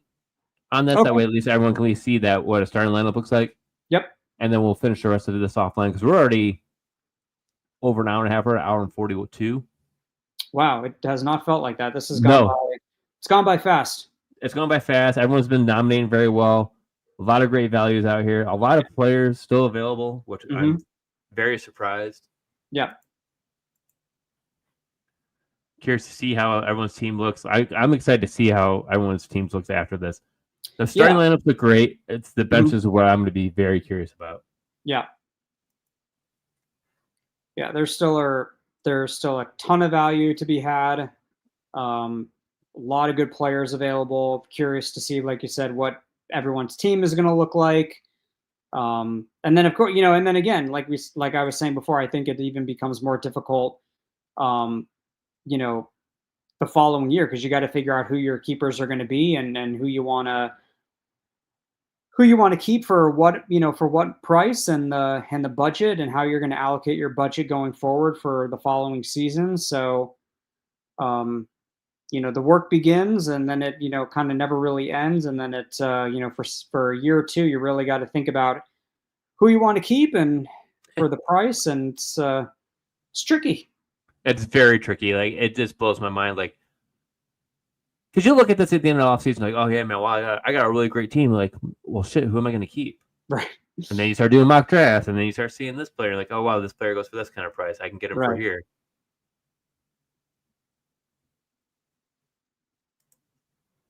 And the funny thing is, there's so good running backs out there. Yeah. Yeah, here's one. Yeah, Harvey is one that I thought was going to probably get his price inflated just because of the potential of him being the starter in the Sean Payton offense. I don't think I don't have the AAV in front of me. I don't think we've seen, maybe once or twice, him go for this amount. But I think that this is probably towards the top end of what we've seen him go for. And again, if people are planning on keeping him, again, it's going to be, $5 on top of the draft cost. So right now we're looking at, 21, be $26 if Chev wanted to keep him next year. But, again, for a potential starting running back on a good offense, that's a decision he's going to have to make. Oh yeah. And I nominate Evan Ingram here. There we go. It's funny that, like, you think more. Well, never mind. I take that back. I think more people would offer to bid on him because he could be the number 2 there. Yeah. Yeah, and be more like Moses got 2 starting tight ends for $6 total. $6. Yeah, I mean that's great. Not a bad strategy to have, especially if Andrews can get back to being what we all know he can be, and Ingram, if he ends up being the number 2 target earner in Denver, I think he's going to be pretty happy with how that turned out. Dang, I was about to say, am I about to get both Detroit running backs? Could lock up that backfield. Not a bad. I could. Yeah. Because I mean, they both have. I mean, Swift has RB1 upside. Mm-hmm. Montgomery has RB2 upside easily every week. Right. It's like, if I could do that and make it work. And yeah, he did. I guess I'm gonna make it work now. Yeah, I mean, well, think of it this way: it's like if Montgomery gets injured, Swift or Gibbs, I mean, is like RB1, no question.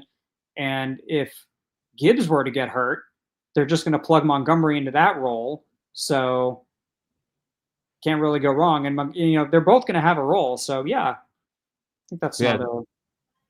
It's a tandem. With it being this type of league, why not? Well, they both have a role. They both have a role. So it's not like drafting someone where their backup is not really going to be like, why would you draft Derrick Henry and then also draft his backup? Like that wouldn't make any sense. Yeah, like why get Justice Hill? Yeah. When you're never going to play him at all. Exactly. Yeah, you're going to play Montgomery. So that's, yeah, I like that. Yeah, this is going to be fun. Yeah, this is going to be a good league. Here comes one of those running backs. Another one, Braylon Allen. Yep. Breece Hall's replacement already. Get him out.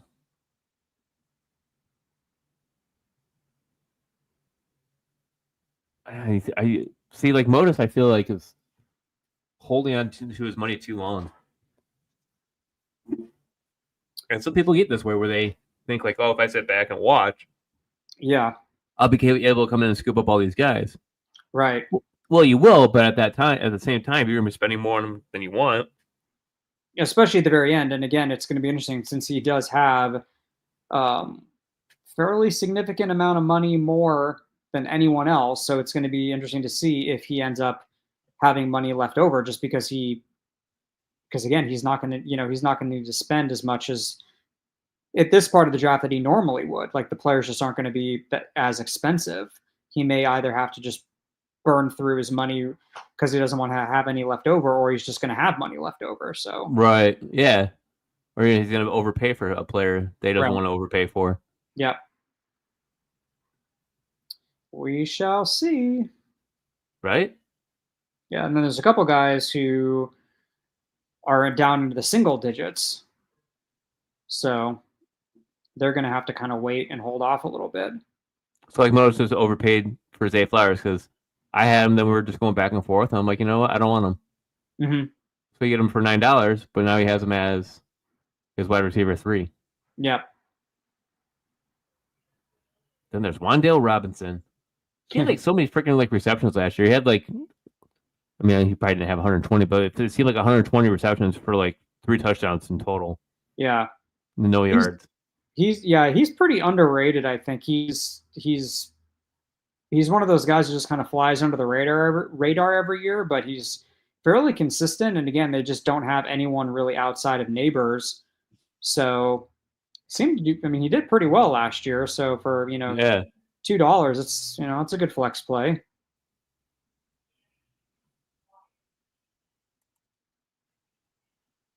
And I like Pollard a lot this year. You're in on him for 8 right now. Oops. Yeah, it's back to Modus and I going back and forth again on him. Yeah. And there's still a couple good running backs out there that I like. Yeah. We're just getting down to and there you go. You got him for 10. And again, if you just, Modus, I mean, again, I kind of have a feeling that he may just have to spend more than he wants to, or he may end up with some money left over just because he may just not have a choice. No, but I was happy getting. I mean, I don't want my flexes to be running backs, but getting Montgomery to pair with Gibbs. Right. It's gonna be it's an interesting setup. Yep. I can't say like it's gonna be a lock in every week type of play, but hey, I've never seen it happen before where I've had both running backs from the same teams. Right. But if it works, well, no, never mind. I did not have that on the same team. But I was trying to think of remember Alvin Kamara and Mark Ingram back in the day? Yep. They were like thunder and lightning. They were both RB1s on the team. If that could happen with these two, holy shit, that'd be a lot of fun.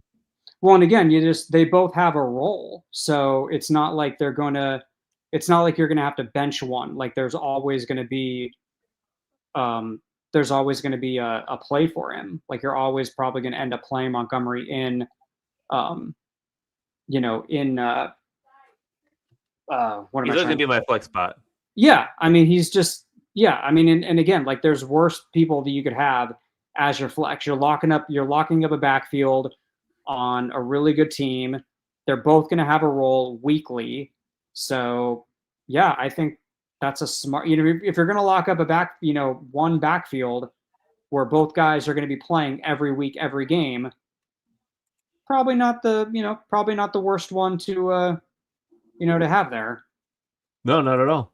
So, here we go, Stafford. I'm nervous on this one.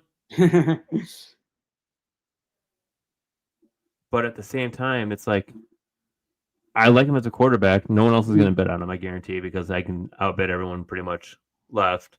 Right. There you go. So I get him at $6 as my QB2. I don't like it, but if the back is as good as it is, he's got potential to be a high, or not high end, but a high end QB2, I'd say. Yeah, I mean, as like a QB3. Yeah, and I mean, honestly, like you really only need your quarterback, to be a top 12, kind of that back end quarterback one. You really only need your quarterback to score, even in a super flex league, you really only need him to score like 17 or 18 points a game. So, and with Stafford, with that offense, that's like very doable for him. I mean, he's always been very consistent. It's just a matter of can he stay healthy, but if he does, I mean, that's a great deal. I mean, you got him for $6 as a, super flex. Yeah, there's risk involved, but there still are several quarterbacks that are still out there. And again, if Stafford can, if he can play a full season or near a full season as a super flex quarterback, he can absolutely get you 17 or 18 points a game. Oh, I hope so. Yeah. I was surprised you didn't even get on your Anthony Richardson love. He went for $3. I know. Well, I got Bryce Young, who I'm actually pretty high on too. So I got him for $7. And I'm hoping he can, keep that, keep the momentum going like he did last year. But he's got some sneaky rushing upside. And again, you only need like 17 or 18 points. So for my super flex, he's got a very, very underrated offensive line. They're very good. A terrible defense. They're going to have to throw a lot. So I was very happy to get my two quarterbacks for what did I get Ward for? 8, and then Young for 7. So yeah, it's not bad. Not bad at all. Damn, I just got Stafford, Sam Darnold, and Tua.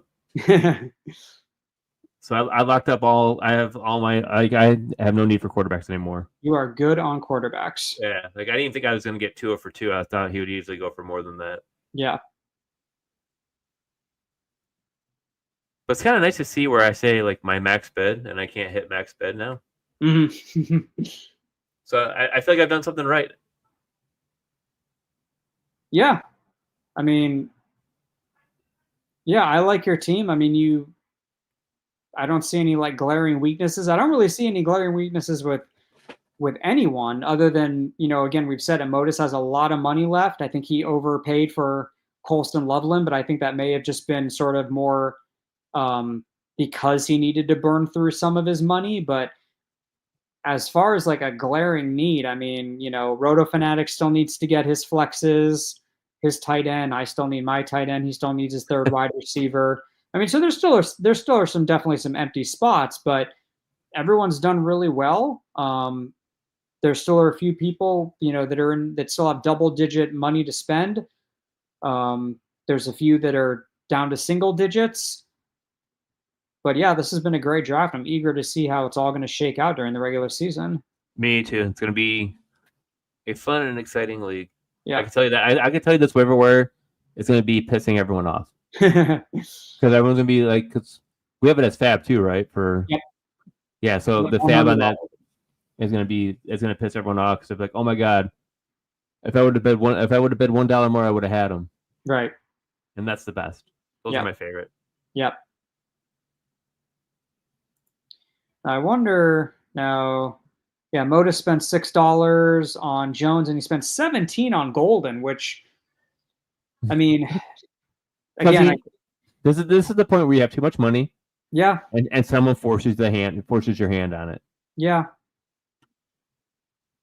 Yeah. Could he be a wide receiver 1 there? Yeah, but he's a rookie. Look how much Jerry Jeudy's going for right now. Yep. You know, and that right there would piss me off. Yeah, and I just got him for $6. You get him for $6. He's a wide receiver 1 in Cleveland. We don't know who the true quarterback is there. Matthew Golden, a rookie who was drafted in the first time in 22 years, Adam? That Green Bay drafted a wide receiver in the first round? Something like that, yeah. So to have that, and then you spend that kind of money, it's like, shit, that's $11 more than a proven wide receiver that we've already seen. Yep.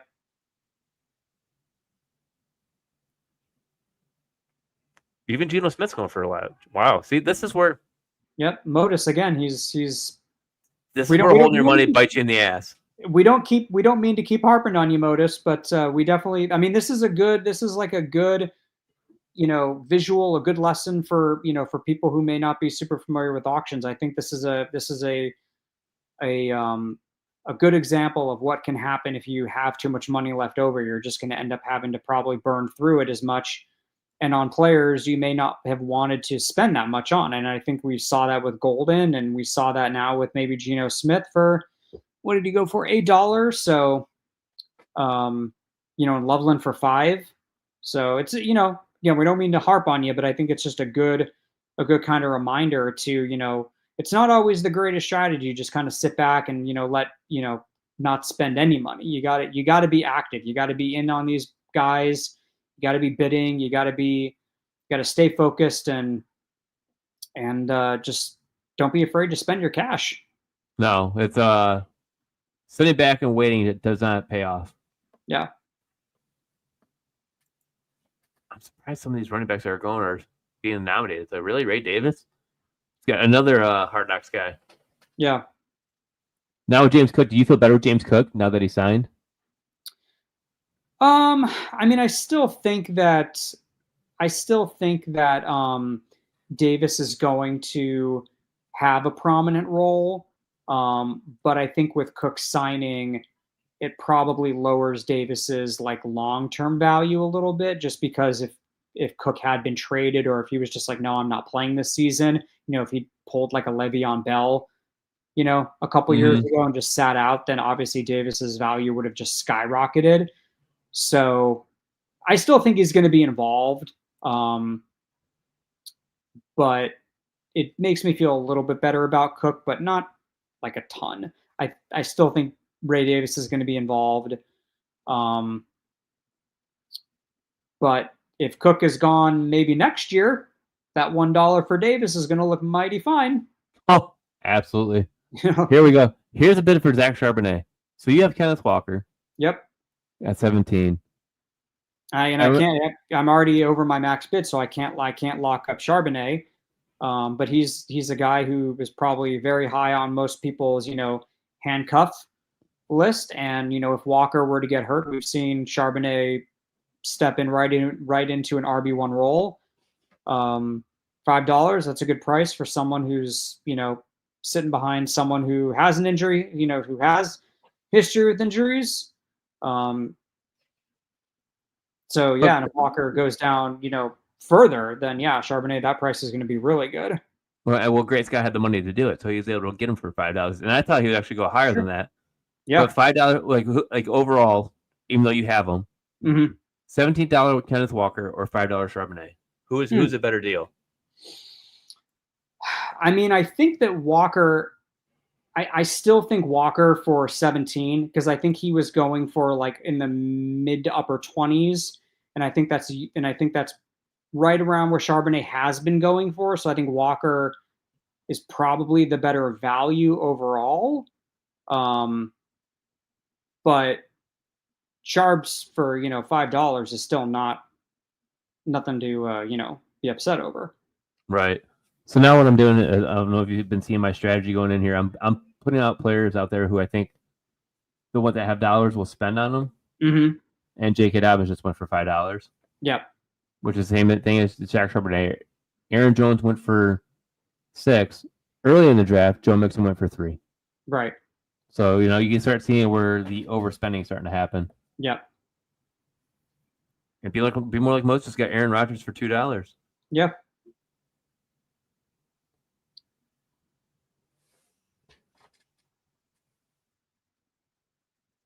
Here we go. This is gonna be another high bid on Stephon Diggs. I can see that the high dollar guy is going on this one.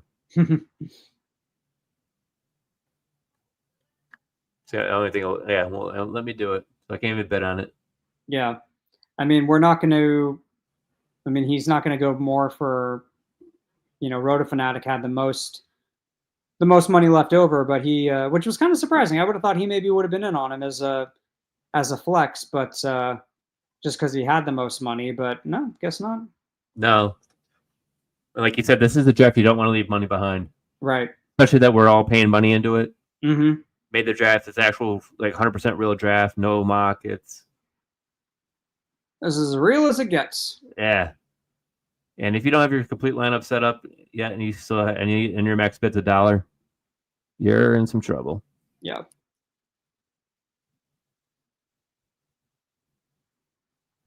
Tyrone Tracy. I do like Tyrone Tracy a lot this year. I think he still holds that backfield. Yeah, and not surprising to see him. Go. He's up to $5 right now. We've got some managers in the league who still have some money to spend. So not surprising that his price is going up there a little bit. $7 right now. And so yeah, that's what Roto Fanatic did. Sort of was able to outbid everyone, and that's exactly what happened. Yeah. Yeah, like Great Scott, like him and Great Scott are neck and neck right now. Yep. So now we're to the point where everyone's gonna be starting hitting up dollar bids. Right. So I think this would be a great time to start wrapping it up here, Adam. Yeah, I think you're right. I think mostly, I think we've gotten the draft, gotten everyone where they need to be. I think everyone has, gotten most of their team. And just got Flacco for 2, which I needed a third quarterback, and hopefully if he's the starter for Cleveland all year, you never know. Never know. It could do, he could do a lot worse than Flacco. He did pretty well last year. So we'll see. But yeah, I think this would be probably a pretty good time to wrap things up, and appreciate everyone that watched and had any questions, and we again appreciate everyone that's been with us tonight in the draft, and thank you guys very, very much. Yeah, it's been a long 2 hours, but it didn't seem that long. So I looked down, I was like, holy crap, we should probably wrap this up. But like I said, you can follow Adam and I on Twitter, X, where you guys want to call it. Follow me _, Ryan Miner _FFB. Follow Adam at Always Auction. You can also email us at absoluteauctionpodcast@gmail.com. We'll always be there, happy to answer all your questions. Please like and subscribe to the show. Help us grow. Get us out there. We want to try to be one of the best auction podcasts out there. And I feel like we're getting to be that point. And with that, we'll catch you guys next time. Sounds good.